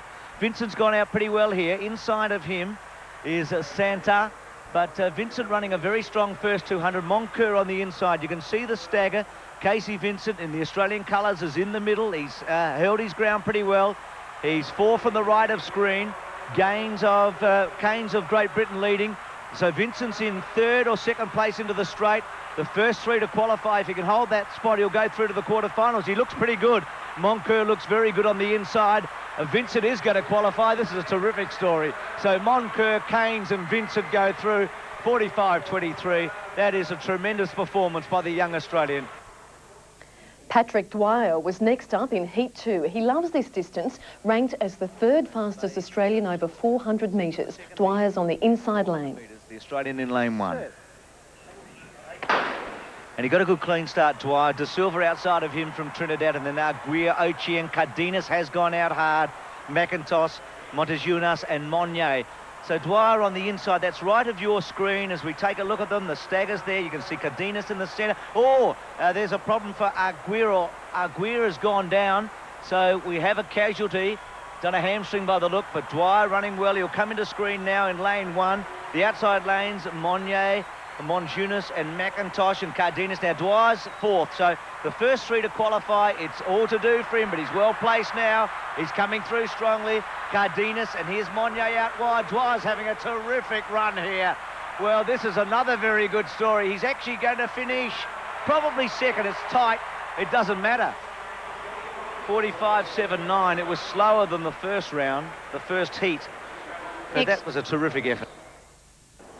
Is there a more imposing sight on the track? Michael Johnson, the world record holder, the defending Olympic champion. Now he's in Sydney, looking to create history. Speedy as everyone expects from him. So he's away. The first race for Michael Johnson at these Sydney Olympics, and he's gone out pretty hard. He's moved up quickly on the man on his outside, Kadash of Ukraine. There he is, a great shot of this great 400-metre runner who's taken this event to another level. He's just so relaxed. His high speed is amazing. Outside of him is Luhala of Algeria and Rowlands, but Johnson going so strongly as always. Bulldog of Great Britain is trying to match it with him, but now Johnson normally switches off. He sets it up in the first 300. He has a look on the left. He has a look on the right. He knows where his dangers are. He just moves away from Bulldog. Canal and Wade are coming home, but as always, he looks superb. And in scintillating form, 45.25. It is so easy. It is so easy. Got the race under my belt that I needed, and just looking forward to running again tomorrow, but mostly just ready to get to the finals. Soak up the atmosphere too. It's fantastic. Opening day over track wins. It's a beautiful day, and everyone was concerned about the weather. Can't complain about this. It's a great day, a great crowd in the stands, and so I think it'll be a good day and a good week for track and field. Johnson cruising into the second round in 5th position. The top spot in the next round belonging to Alvin Harrison. For the Aussies, a great run by Casey Vincent to qualify 11th. Patrick Dwyer also safely through. But disappointment for Daniel Batman, who injured a hamstring. The action hot on day 7, and there's more to come. She took our breath away. Now, our Cassie is back in the Olympic Stadium. And when you hear the gun, you'll be left breathless again. Freeman kicks, holds it for the moment. Kathy's running well. Can Freeman lift? She is lifting. The women's 400 metres starts tonight. The stadium comes alive with what it was built for. Olympic athletics on 7.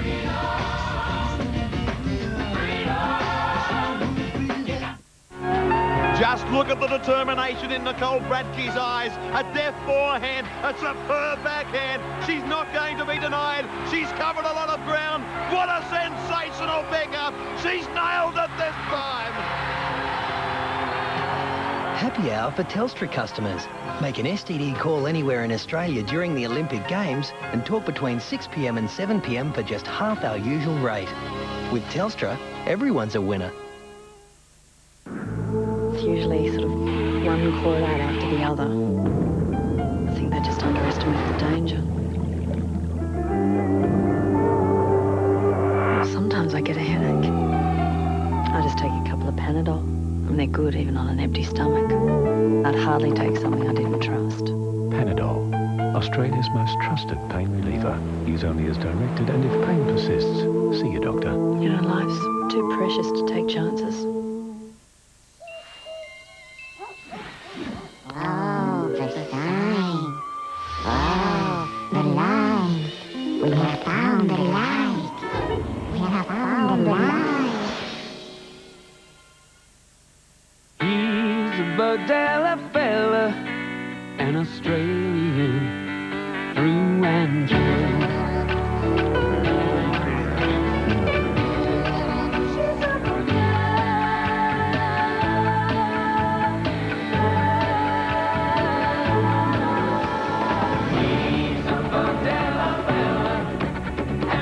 Bodella. We're one of the fellas behind Australia's Olympic team.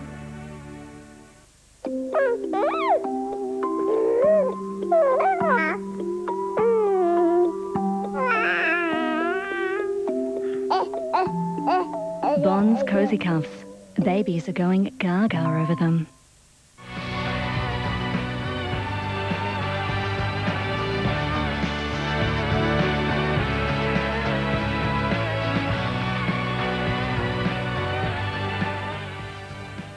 Tamsin Lewis was the youngest member of our track team at the 1994 Commonwealth Games. Now she stepped up to Olympic class in the 800 metres. Her moment came this morning in the first heat. She's in lane 3, with the first 2 moving into the semi-finals. It's not going to be a repeat here. Away, and Lewis is out fast, which she'll have to be here to try and position herself before the outside runners can come across. Mutola hanging back a little at the moment. Dugnova going through. Benhazi is back as well. I'd like to see Lewis either in front or at the shoulder of the leader, and she is second at the moment. Dugnova of Belarus has gone through to lead. Lewis is third. Coming across is Bezenko of Ukraine. Mutola, you can see, and Benhazi on the left of Morocco has had excellent form as outside of Mutola. Benhazi in the green, but Tamsin Lewis, the Australian, is in third place. Yeah, this is nice running. This is exactly what she needs to do. She needs to be clear. She needs to have exit routes, which is very, very important in a heat. She's got Benhazi and Mutola actually behind her, and to be honest, a little bit off the pace, although they should pull that up by about the bell. But this is nice running from Tamsin. She's on the outside of the inside lane, and as long as she doesn't get boxed at the bell, she should have a good, comfortable run for home. Fast, it's 57.8. It's a quick first lap for the first heat, that is for sure. There are no cobwebs there, or if they are, they've blown them out quickly. Dugnova, Bezenko, Lewis, Mutola and Benhazi, the first 2. Tamsin's done everything right with 300 to go. This is a good positioning. She's got to actually pull. That's very nice. Moving forward, picking up onto the shoulder of the lead runner, and I think she's going to do what we thought she was, which is the longest run for home, which is the way she will qualify. Mutola and Benhazi will go with her, so the top 3 come away. Now Lewis, to qualify automatically for the quarters, must finish in the first 2. Benhazi third, Mutola second. Tamsin's having a tremendous run. The Australian record could go here at 1:59 if she really digs it. Mutola's outside of it, and then Benhazi. Lewis just has to hold her form. Benhazi will keep coming. Mutola's taken her. Can Tamsin hang on here? Benhazi's in third placing. Lewis is going to go through. The Australian record is going to be nearly taken. It's Mutola. Lewis has had a beautiful run in second placing, and Benhazi third. The first Australian to compete has gone straight through to the semi-finals. Yes, a fantastic run from Tamsin in her Olympic debut, qualifying 10th fastest for the semi-finals. Fellow Aussie Susan Andrews, though, failed to qualify. The men's 20-kilometre walk was the first medal decided on the athletics program. Korzeniowski from Poland claiming the gold. Nathan Deeks of Australia in 8th, Nick Ahern 10th, and Dion Russell 25th. Ahern announcing his retirement after the race. Aussie shot putter Justin Anlazark said he was overwhelmed by the occasion, throwing well below his personal best to miss tonight's final. Finn Arsi Hayu led the way with a throw of 21.39 metres, a personal best. Disappointment in the javelin ranks for Australia. Andrew Martin, Adrian Hatcher and Andrew Curry all failing to advance further. After 3 matches, Australia was undefeated in Pool C of the women's hockey, 1 point clear of Argentina. With the Argentinians having played an extra match, this was the Hockeyroos' chance to skip clear in the group. They took on Korea this afternoon. Alison Peake poised to come on. Annan looking for Mitchell Taverner. Powell! She got a second bite. 1-0 Australia. You can see a very good ball from Garrard. The one-time deflection caught the Koreans, and then Claire Mitchell-Taverner pinpoint pass to Katrina Powell. Gets the second shot on. Jenny Morris.